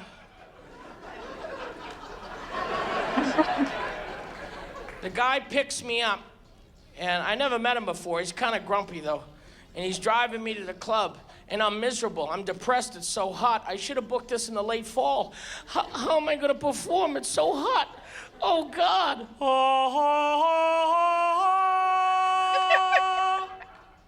There's a Dairy Queen around here. There it is! I saw the angel over the Dairy Queen.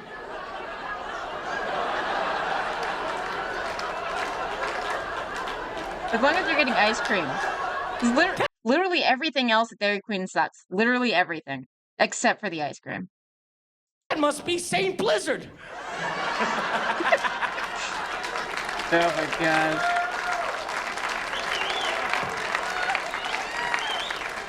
And I tell a guy driving, I say, pull over, I'm getting a milkshake. Because it's 110, you get a milkshake. I think it says that in the Weight Watchers manual. I don't know. I feel like milkshakes don't actually help me with the heat. Like a snow cone, though. Snow cone, that's a good way to fight off the heat. But I feel like dairy just makes me feel worse. Maybe that's just me, though.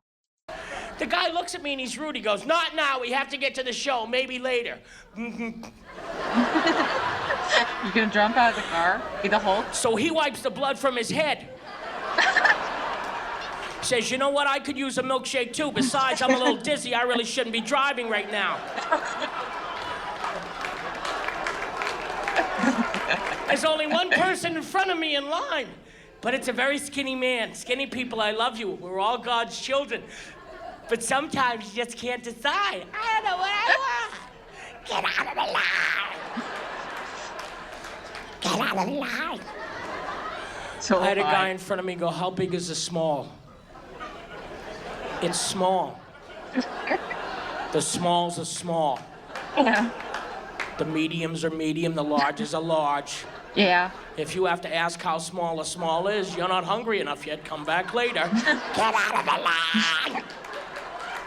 To 110, I have to hear, how big is the small? Is it big? And that's when I killed him, Your Honor. Case dismissed. Ladies and gentlemen, it's been a pleasure. Thank you so much. We'll see you at the gym sometime. I love you, Tempe. That was really, really good. And I'm gonna say I appreciate that he didn't really do a lot of sex jokes, because generally those just make me a little bit uncomfortable. This was just a fun time. This was just a fun time. So let's try the Wacky West here. Let me grab the thingy-majig. Thingy-majig has been grabbed. Alright. I'm confusing myself. Okay. Yeah. Okay. Also, let me know if you have any volume problems. I think we're okay. Maybe. Maybe actually it's running down slightly, because generally like older videos, I don't know.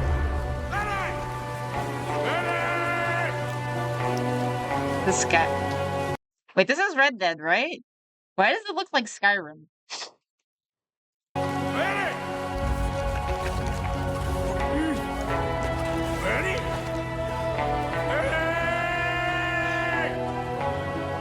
You just ready to fight the dragon even though you're in freaking Red Dead? Uh-oh.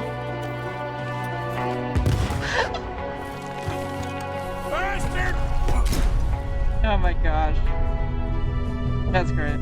He in the mountains, yeah. Wagon surfing? Oh gosh.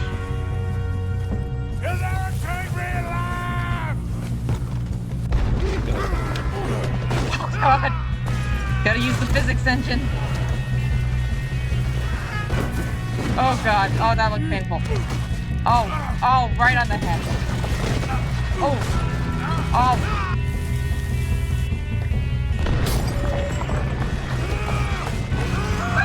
Going out in a blaze of glory.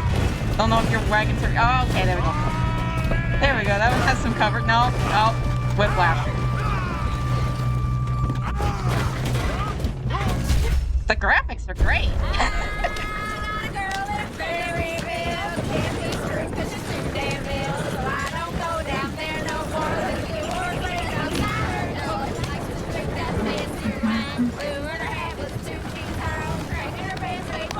Look at that Koji. He's all over the place. No. Oh no!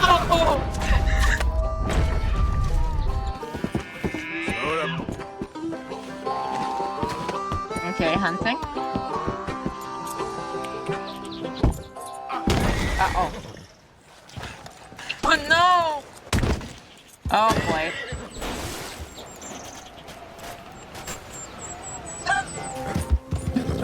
Well, you lost the horse. Hey, back up! Stay. Oi! Oh! Ow! Oof.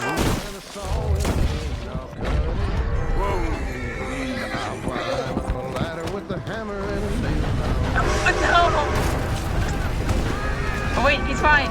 He's fine. Kind of. He's mostly fine. Hey, you! Get out of here! That is great. Holy shit. What the weather? Oh. Okay. How about this? He's floating. Okay. What is this, a Bethesda game? He's getting higher.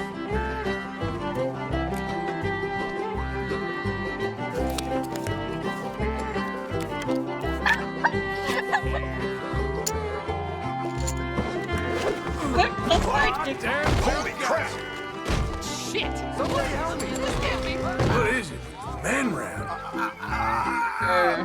Can't believe I'm doing this.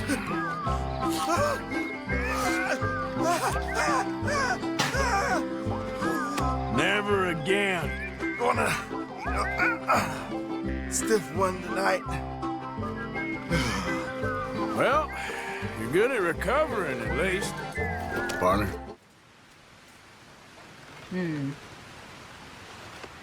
Did I do something wrong? I'm only joking with you. You think you're Oh my god. It's Darth Vader.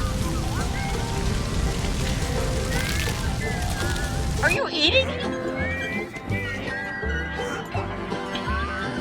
Oh boy. Oh no.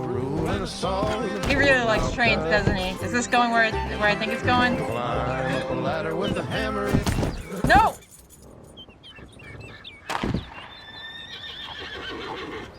No! You're someone's driver, I assume. It's okay. I was just curious. I mean, you know, I used to be able to tell a man standing with a single glance at his attire. Oh.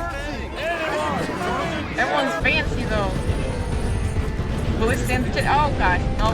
Oh. Oh. Oh. Made it. What you up to? playing? You want to come fishing with me? Fishing? Sure. Feeling better? Know you was a little sick. Oh, I'm fine. You're a brave kid. Oh no. So? Yeah, no shit. Uncle Arthur? Yeah, all right. Well, if you feel the tip of your fishing rod just twitching, don't yank it yet. You okay there? I think so. This is hard. I hate you, Uncle Arthur! Oh my God. Are you taking me back? I'm scared of where this chapter's going. Are you taking me back? Damn! Are you running for the child? Is that what pure life has gotten you? Begging me for help?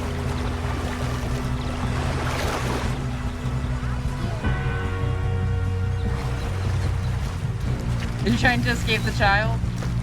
Uh-oh.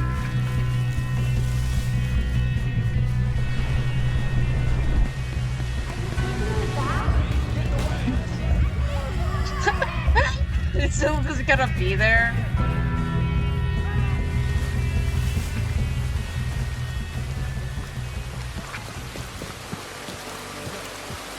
He's still just gonna be there, isn't he?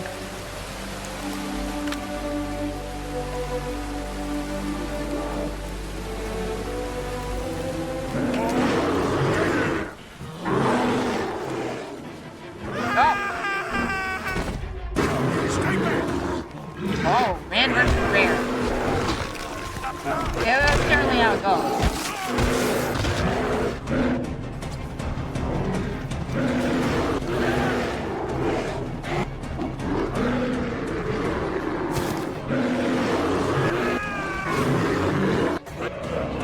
What? How is he outrunning a bear? It's video games.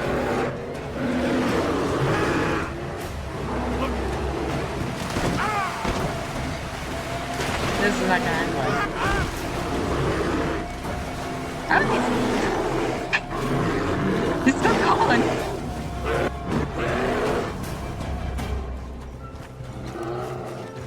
Bear's finally given up. Now he's running with bears.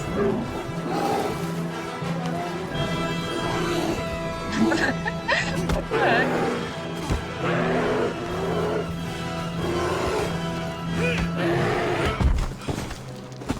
I guess if you just kick him hard enough.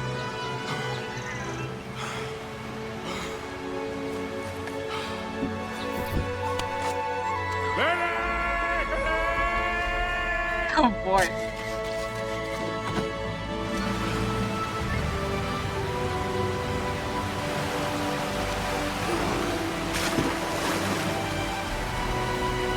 Oh, that seemed like a waste.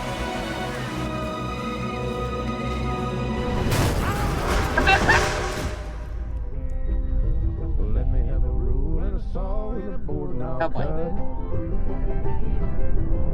Let's see how bank robbing goes. And not hit the bank? That's downright pathetic. That will have to wait. We're here. Let's take it nice and easy. Give me your money now, tough guy. Okay. Take it. Keep it down now. We're here.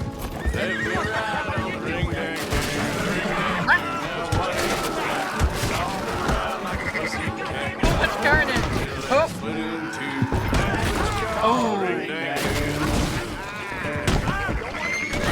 Oh. Said that it was a mighty fine. Oh.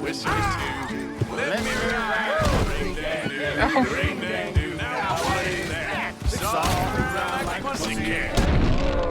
Oh no!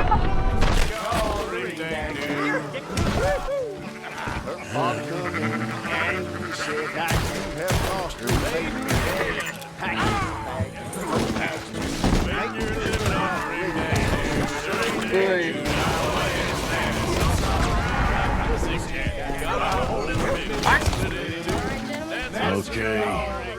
Get ready. All right, keep it cool and follow me, fellas. Your goddamn hands up! This is a goddamn robbery! Nobody move! Goddamn hands up! Go. This is a goddamn robbery! Nobody move! Nobody move! Lenny! Hey, What are Lenny! you waiting for? Clearly a master bank robber. Clearly.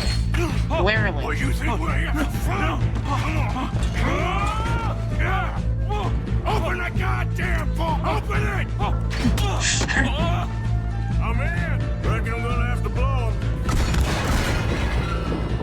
Gentlemen, hurry! We seem to have some company! Last one. Good.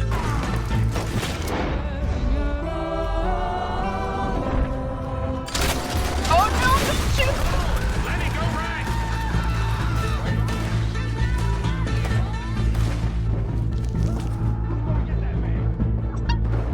Just go to this bar. Popular these days. That's great. That's great. Last. Do that, folks.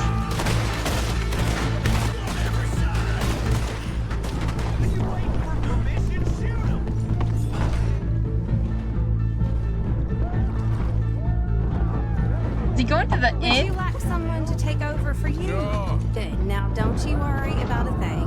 Or is this a brothel? Hope the water's hot enough. It's been a hard few days.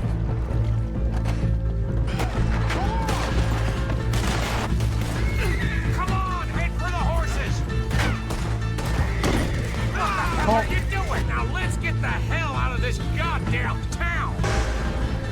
The lady's name is Karen? Come on, boy, push! Easy, easy. Is the kid still there? No? Yes! Yes! Are you taking me back? I knew it!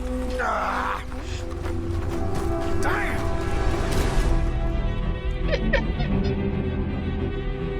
Hey. I knew that kid was gonna come back. That's great. That's great. Oof.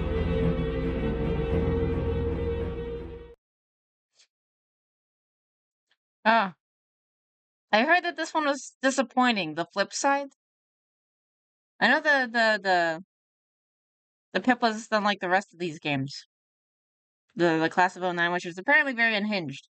But apparently the flip side is not good. I saw reviews of it on Twitter. Part 2 be on the screen? Yeah. Weird.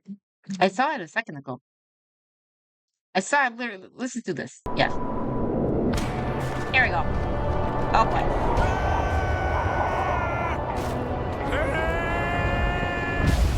Oof.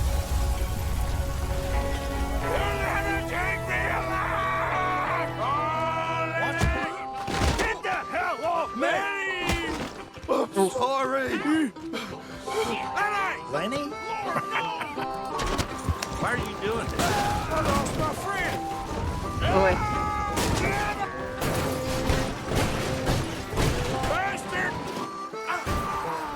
Oh my god. You know where my friend is? I'm an American! Yeah! Oh boy.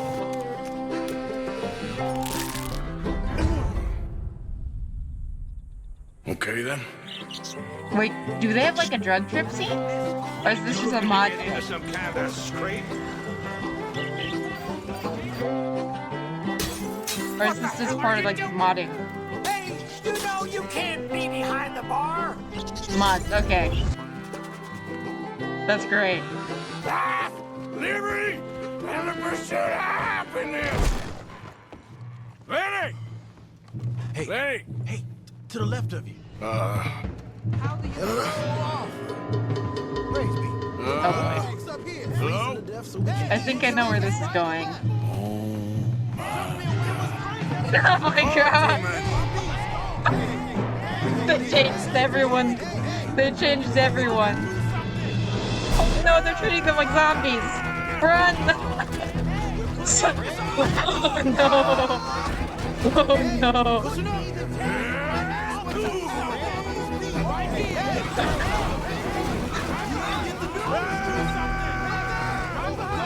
God!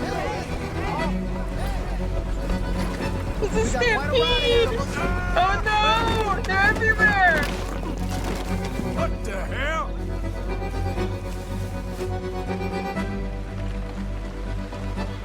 Damn. Whoop! Whoop!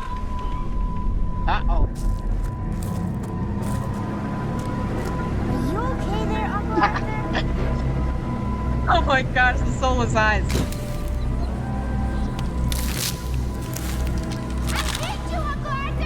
You okay there? When are we going? Oh boy. Are you taking me back? Damn! Is that what pure life's gotten you? Begging me for help? Oh boy.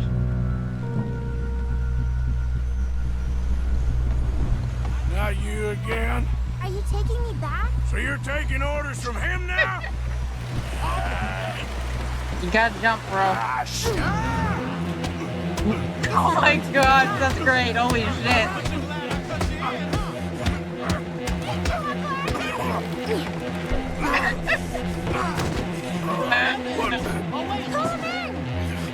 Holy shit, that's great.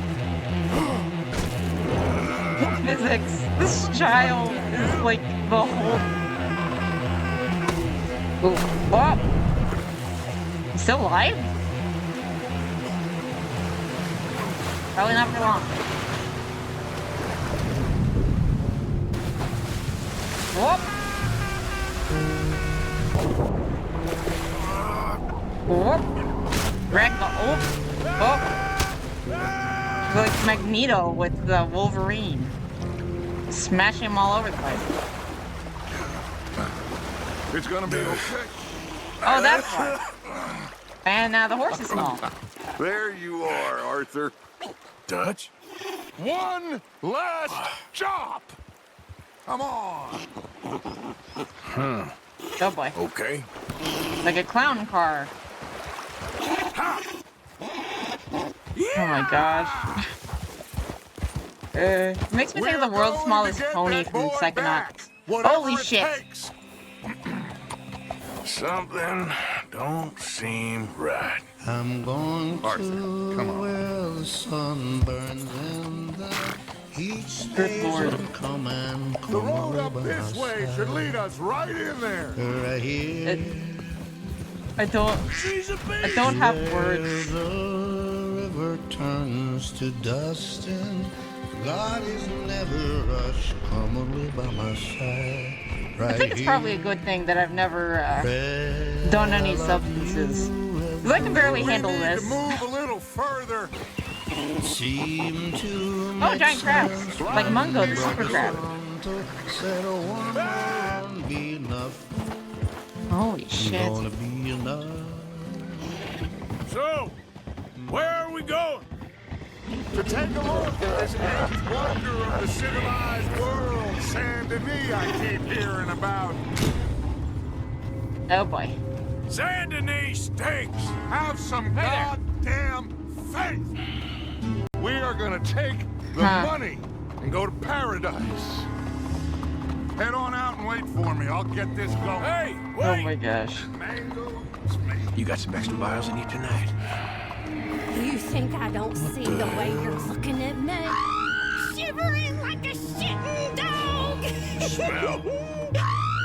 I'll have your eyes first, demon!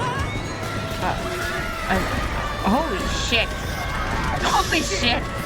I just... Hello, pretty lady.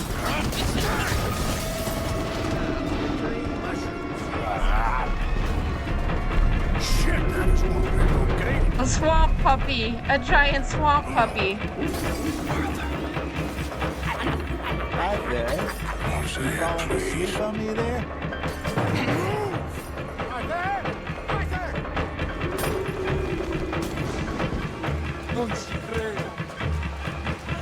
What's Bubba doing? Holy shit. Interesting. Sorry, mister. Now there's zombies? Not good. And two-headed skeletons. Watch out! And the robot? Hot bath, please.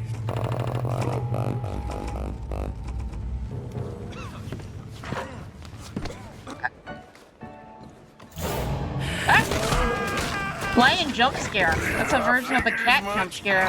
That's an escalation.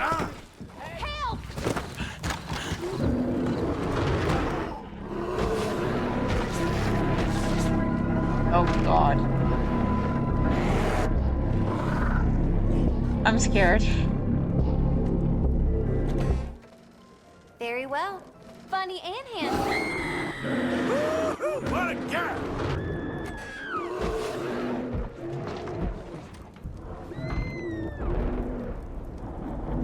I feel like my brain is fried at this point. I don't know what else I can really add.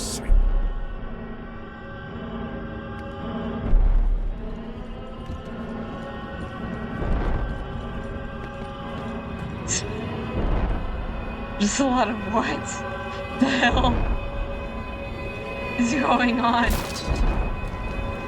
It teleport? Or did it re-edit? Now it's Attack on Titan with the child? He's massive. Oh no, there's... Oh no, the black people are back. Don't clip that. Don't let that big bastard get the better of you there, Arthur. We'll see you later. What is happening?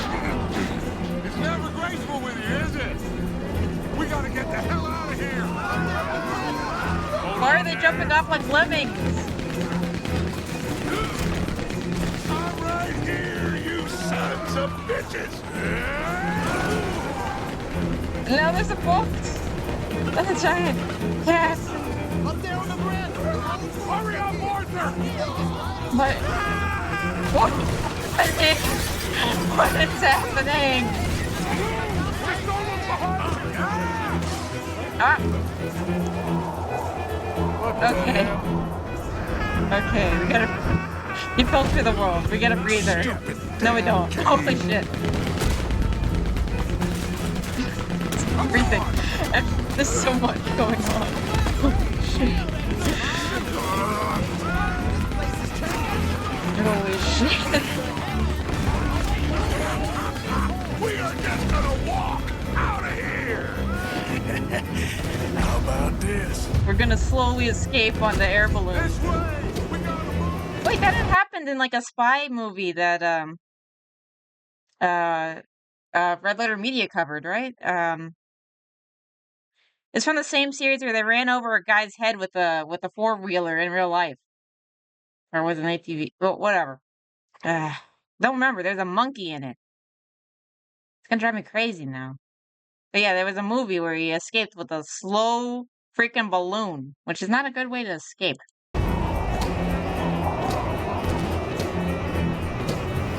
Holy shit. Swamp puppy, giant... This looks like hell. I imagine this is hell.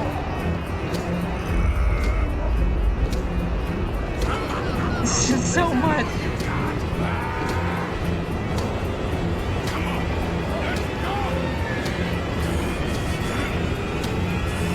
giant bird. We're gonna get back to the kid, I'm sure of it. It's gotta end with the kid. Peace and quiet.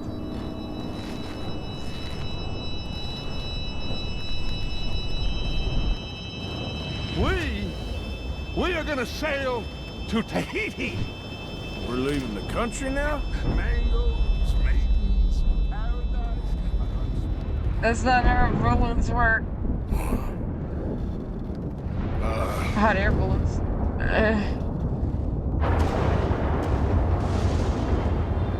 We are all dead. There, I knew the child would be back. Didn't you get the message last time? And I was hit by a boat.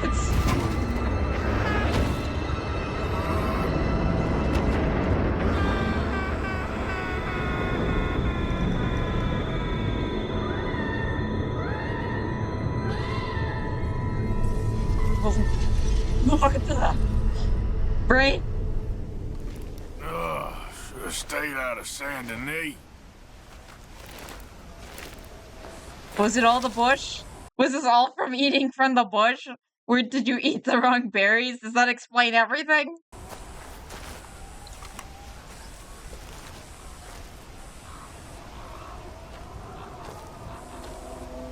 And the kid. The kid's back. God damn it!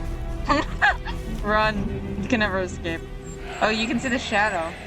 He's coming. You He's want to angry. go fishing with me? Fishing? You're... It's about time that you started to earn your keep. Okay. Good. Well, let's go get it then. Go catch us some fish. Yeah.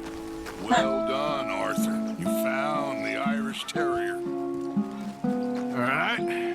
This looks as good a spot as any. Great fishing spot. I'm gonna use some cheese. Cheese?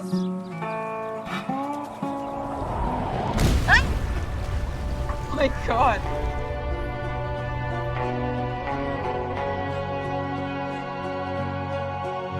What do I even say after that? Well, that was an experience. That was definitely an experience. What the hell?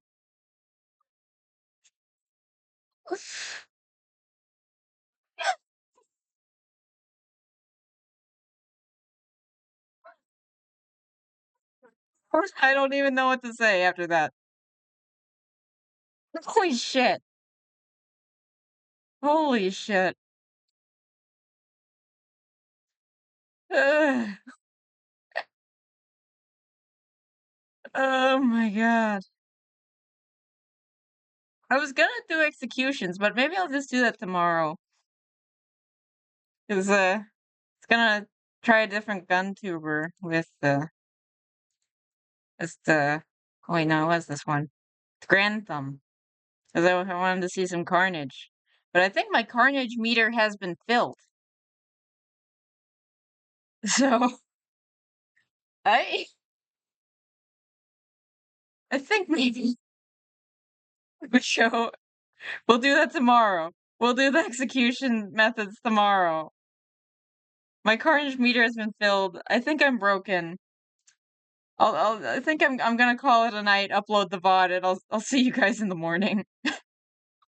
I appreciate everyone who subbed tonight. I appreciate it a lot. Thank you guys. Thank you for the people putting up with the ads too.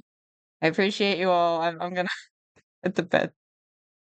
My brain. No. No. I'm fine. I'm fine. Totally fine. Thank you for that, Lord. SEO. Thank you. I'm bye now. Bye bye.